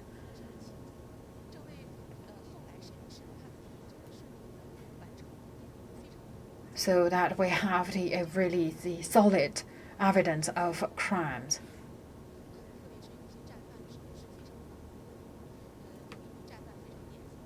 Of course, the things not went so smooth, and we have one of the Japanese,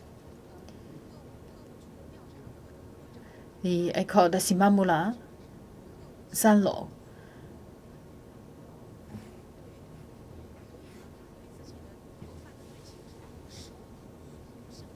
That he was so rigid and that he didn't say anything about his crimes. He's saying that he went to China for the education and also help Chinese people to construct a railway.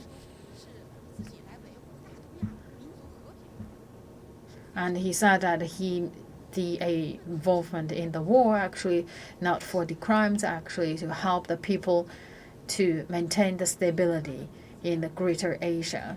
So the judge actually presented a document with his name included.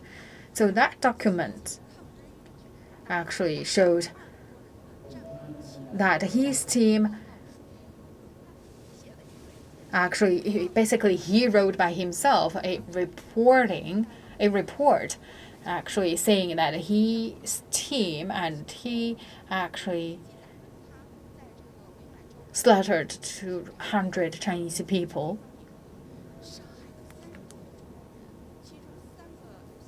And another document also showed that he actually slaughtered 30 Chinese and also sent 3 Chinese people for the experiment made by 731 unit.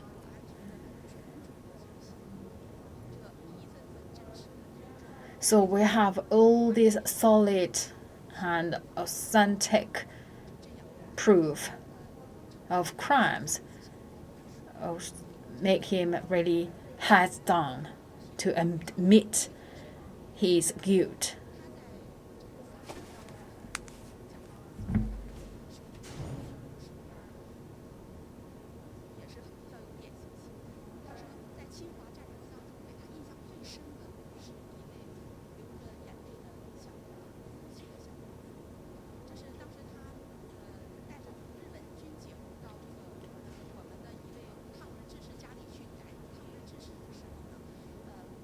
And also one of the Japanese crime said that what he remembered most is actually the crying girl.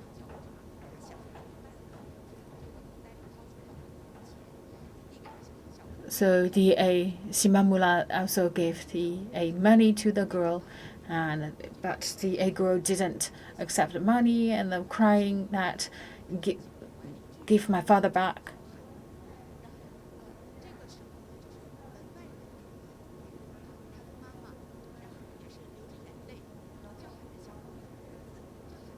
And the girl's mom actually cried, and also calling the name of the girl and his husband. So this actually the memory of the family separating because of him. So that's also deeply inside his mind. So this is one of the memory he said at the tribunal, because he also had his family. So in February 1956, he received a family letter. He's the one and the only son were died because of the car accident. He was cried so hard.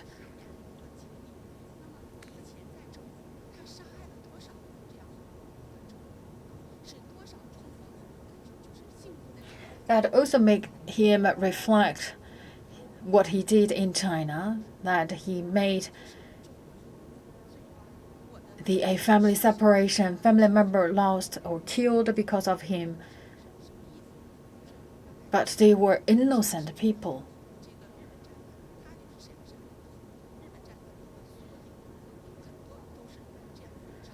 So he finally admitted his guilt.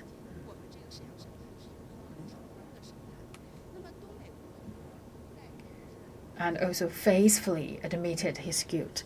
So all in all, although he actually is the representative person, but we talk about the Shenyang, the tribunal of the Japanese war crimes was a very successful one, and this is the name list of Japanese war crimes for public prosecution. So this is by their rankings as well as the crimes they made in China. So we talk about the tribunals. One happened in Taiyuan, another happened in Shenyang. So 9 crimes were judged in Taiyuan, and we talk about the rest actually verdicted in Shenyang.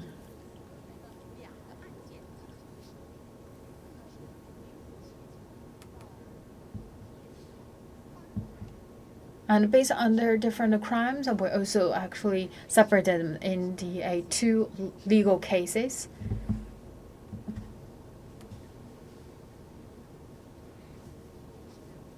So one is the for the invasion case.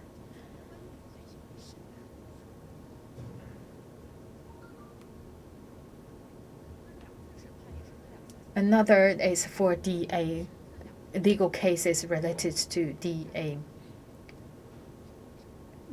puppet Manchuria.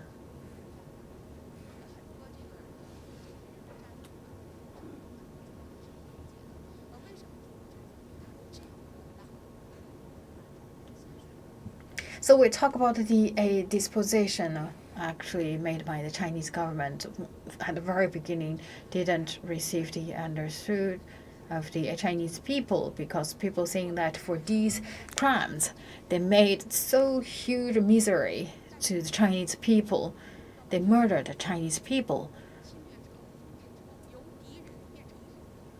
But why we turn them from the crimes to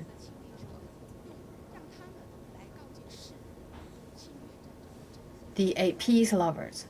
Actually, the ultimate goal was that actually we would like the criminals themselves to talk to the whole world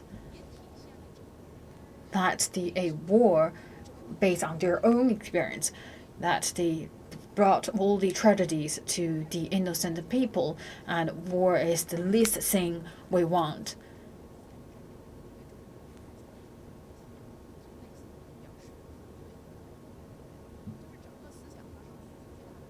So we talk about they made brutal slaughters in China, but we talk about, you could see from the different picture recorded, actually this the statement they made in court.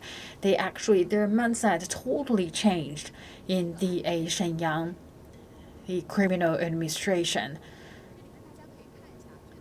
And here also showed the verdict of the 8 crimes and sentenced to a imprisonment of 20 years.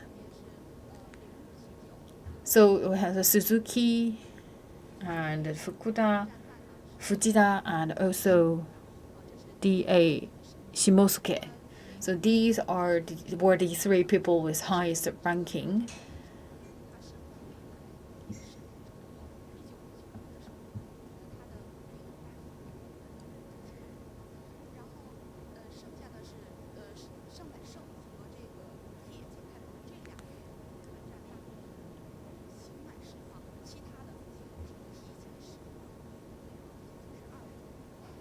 So the longest verdict is in imprisoned for 20 years, and the shortest one was in prison for 13 years. And then this is the opening court session for the second trials.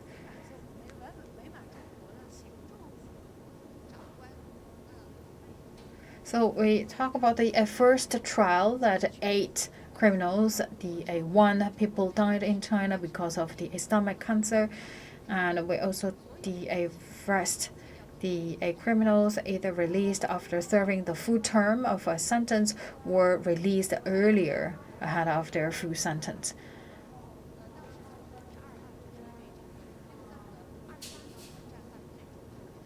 So this is a court decision based on these 28 criminals. So the longest one of the a judgment imprisoned 20 years, and the shortest one around 12 years.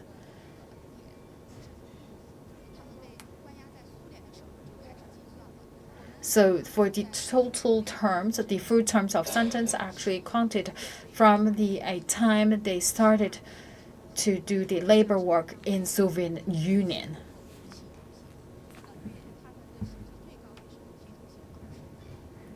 So we saw that a death penalty and also a life imprisonment actually didn't judge to these criminals.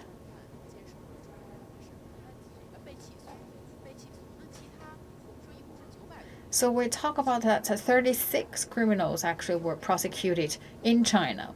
So we talk about that the rest 897 criminals, they were released to Japan in 3 batches.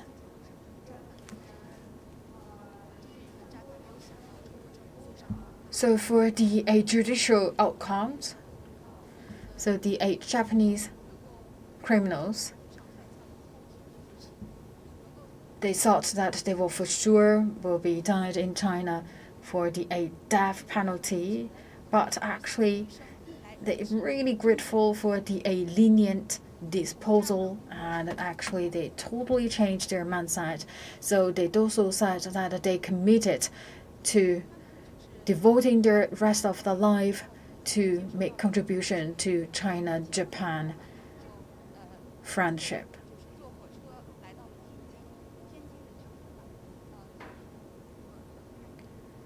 So the release from the prison and from Shenyang to Tianjin, and then took a ferry back to Japan. So here showed some picture about their journey back to Japan.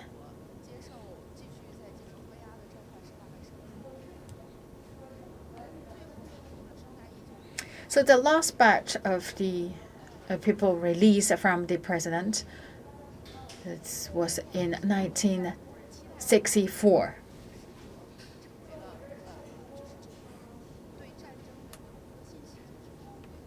So we talk about the once the criminals of the war later on actually transformed themselves totally to the peace envoys. So their ultimate goal actually is they would like to devote themselves to pay contribution to the friendship of China and Japan. And we look at this picture, this is the morning glory.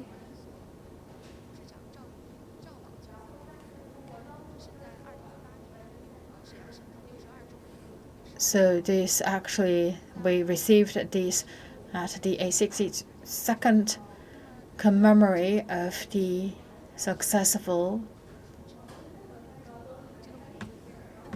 the tribunal of the Japanese criminals, and this is we call it the peaceful flowers.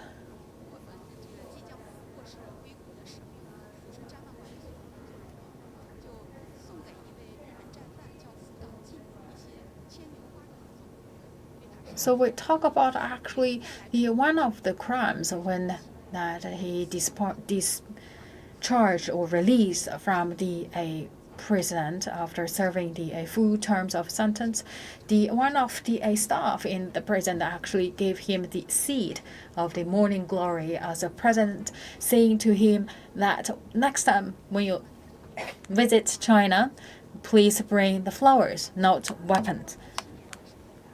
So that the gentleman kept all these seeds, and in 2002, when the people paid a visit back to the Fushun, actually they actually donate that picture of the peaceful flower to the staff back then.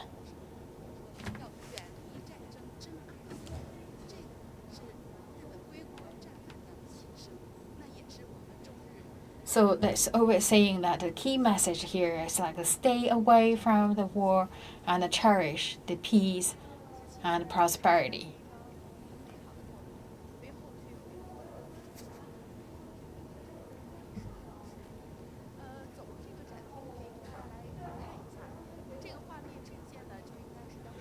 So here shows the A tribunal back then. So we talk about that today. It's a very special day. It's August 15, marked the 75th anniversary of Japan's unconditional surrender in World War II.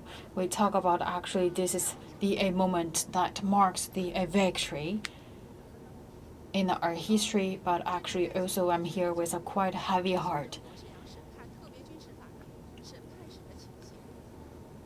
And this show a scenario of a judgment. So this is to show you exactly what happened back then in the court. And we talk about the whole judgment, the tribunal process actually conducted in a just and fair manner. And we also, even now, we could hear a statement of the confession made by the Japanese criminals.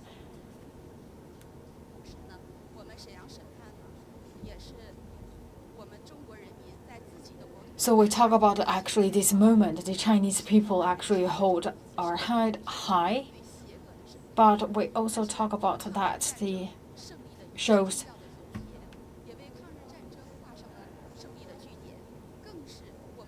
that the justice will always come to our life,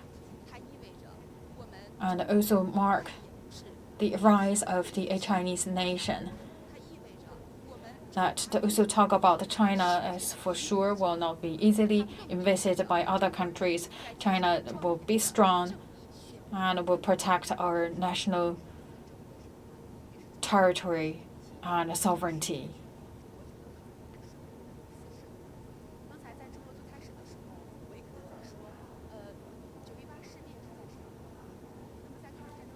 So we talk about the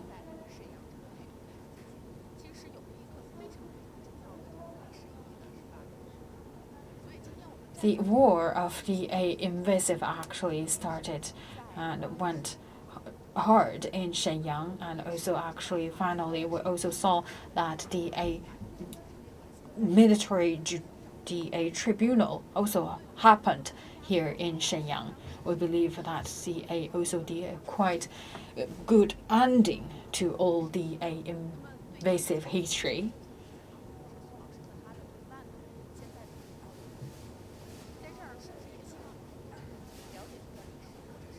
So actually, by doing so, we would like the whole public know more about the history happened back then in Shenyang, especially the Shenyang, the judgment or the military tribunal.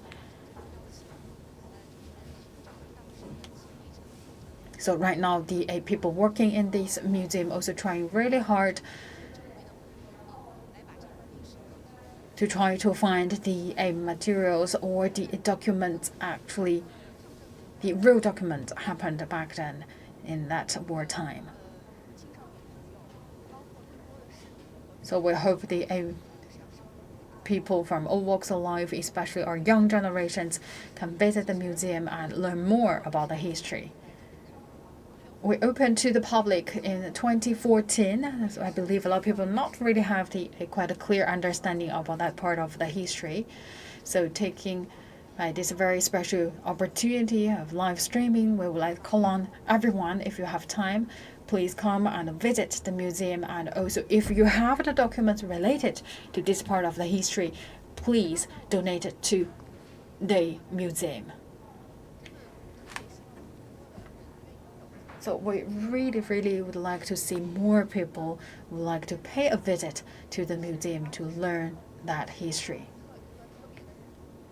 So we talk about the August 15 is a very special day. August 15 marks the 75th anniversary of Japan's unconditional surrender in World War II. So that is also the day that we should remember that the history, and also, of course, as it is a time that we should cherish the heroes, and also to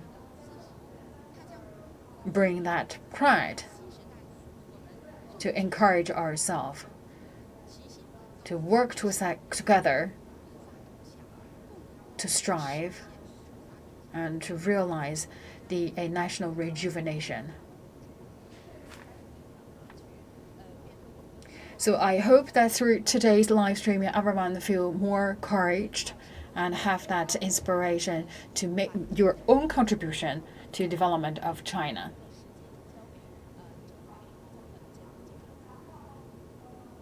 And let's now also go to Heilongjiang.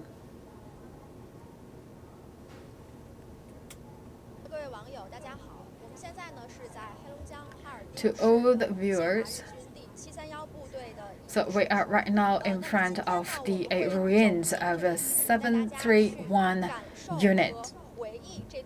So today we will also show you the history happened here. So when we mention about the 731 units,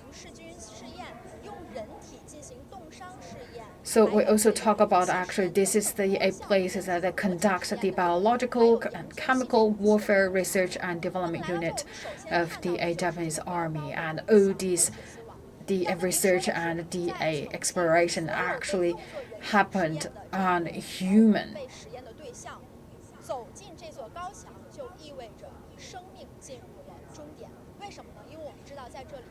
So we talk about actually once a human being actually entered to this territory, which means their life ended here for sure. So from 1940 to 1945, at least 3,000 people, because of the human experiment, actually killed. So we talk about Unit 731. Before they talk about this is a water supply unit, but actually this is a factory of human killing. So let's show you more the details.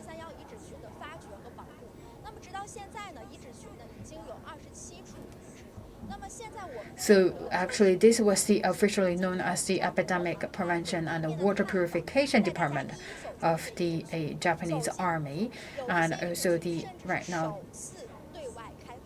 today we show you the ruins that some of the constructions actually was the very first time available to the public. And we also have the exhibition hall, basically displayed the crimes made by the Unit 731. So we saw 3 big black boxes. That's also actually same as the black boxes. So we look at this construction, you can see that's considered as these 3 black boxes. So we talk about actually that black box actually what's inside. That's the secret of the Unit 731. And that 3 pillars in black. Actually, so the incinerator. So we talk about the incinerators basically for the human bodies of Chinese,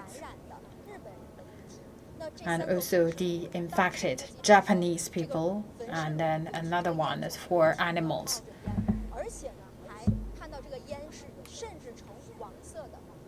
So the survivors always talk about that the smokes, even in yellow, actually went out from that the chimney, and that always have smokes 24/7 went out from that chimneys.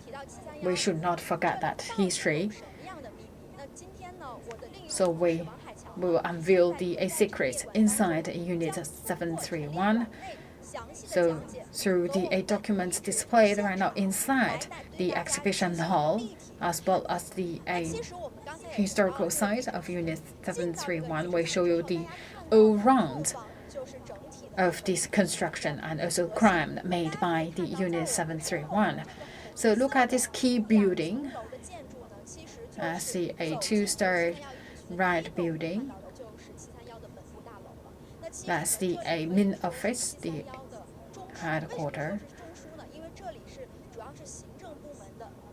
So this is more for the office, for the administration work.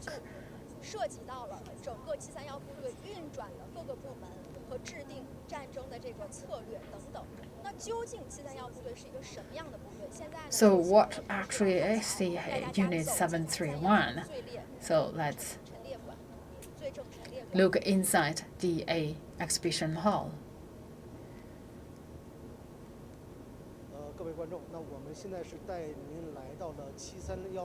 So right now we are inside the monument, the museum, or also talk about.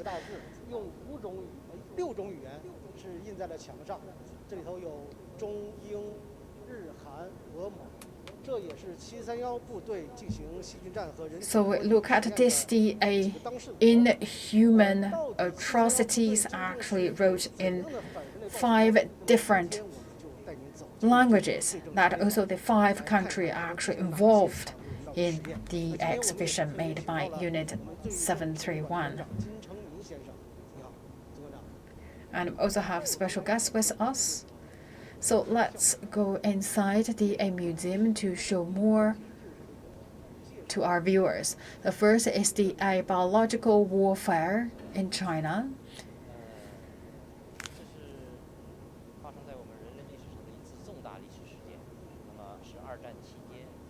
So we look at the Japan as a country conducted the biological and chemical warfare on human bodies. This is a key event happened during the wartime. So we look at from the top, that's the Empire of Japan, and also to the bottom that involved basically the different departments. So this is from the top bottom constructions. So we cannot really simply think that it's just one unit 731 did by itself. You look at the whole construction, this organizational chart. So we talk about one unit actually could not really made the brutal things. So basically you look at the whole thing we laid out here actually from the top imperial empire and then down to the different unit that may build up the whole system. And also you look at this is the order issued by the empire, and then to the instructions from the headquarters of the army staff. So you look at this is more a national level crime.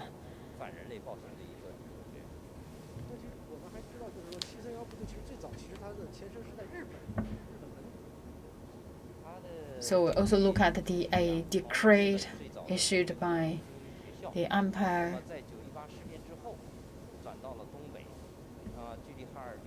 So the original of Unit 731 was a military medical school in Japan.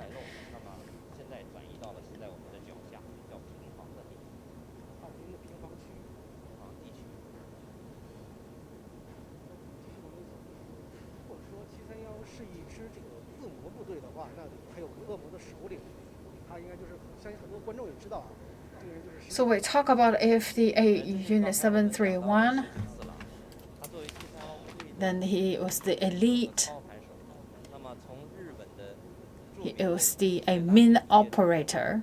He graduated from Kyoto Imperial University and also became the leader for more than a decade of Unit 731.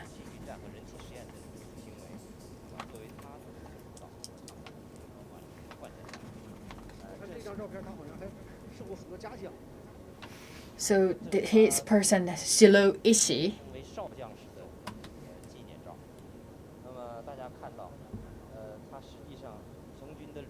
So this is also the picture took when he promoted as a major general. So he served to the army for the army.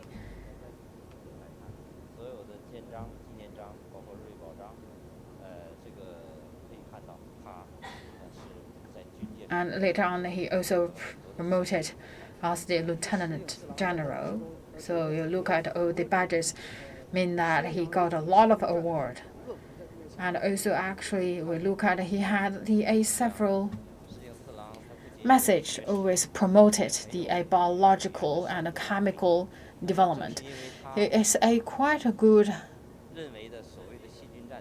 lodging person because he always saying that the biological war could help Japan to win the war, to become the number one in the world. And later on, because of his proposition, the biological warfare actually became a key department. We talk about since Japan doesn't have enough mineral resources of metal and other necessary raw material for making weapons, Japan must look for new weapons, and the germ weapon could be one choice.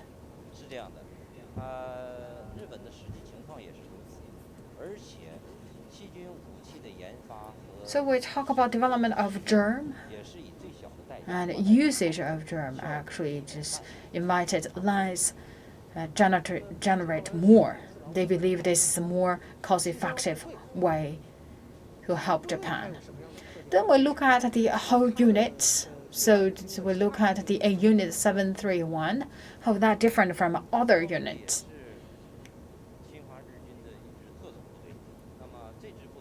So this is a special force in terms of the invasion in China. So at the very beginning, it had its own unique features. First, involved a top level. We talk about that's the empire. So it also have a lot of the professionals involved with sufficient capitals. So you talk about have with quite the high expertise. You look at actually from the generals to the different research department. They all the doctors. You look at their titles. They are all the doctors from medical schools, from Kyoto Imperial University or the Tokyo Imperial University or Keio Medical University. So this is a very special force to conduct the biological development on human being. That is why they need all these the so-called talent to help them. So you could see actually this is a special force full of the doctors graduated from medical schools.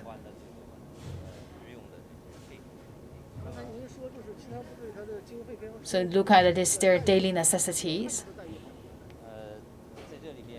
And also we talk about these Unit 731 actually with really the sufficient capitals to support them to conduct development. From 1940, they had around 10 million or 10 million in Japanese yen or 1.8 billion RMB. So this is basically the budget they spent every year.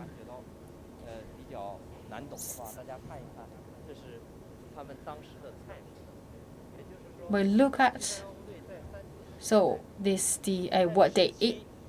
What did they eat? So this is the morning, lunch, and dinner. You look at they had eggs, fishes. So basically beef, pork, shrimp, and also they had sake, alcohol, sashimi. So you look at the actually had the 8 dishes. And we talk about it's a wartime. And basically this so rich supplied dishes that could be enjoyed every day.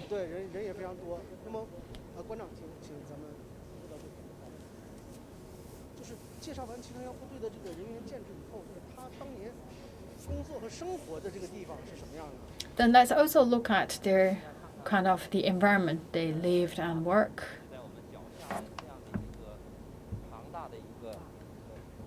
And this is the sand table we established. The 8 core places with 6.1 square kilometers. So with the 8 green roof, this is the home office. So basically the administrative offices were located here. And then the core building next to it, it look at like the 8 in square shape. So that's the laboratories to conduct biological research and development on human being.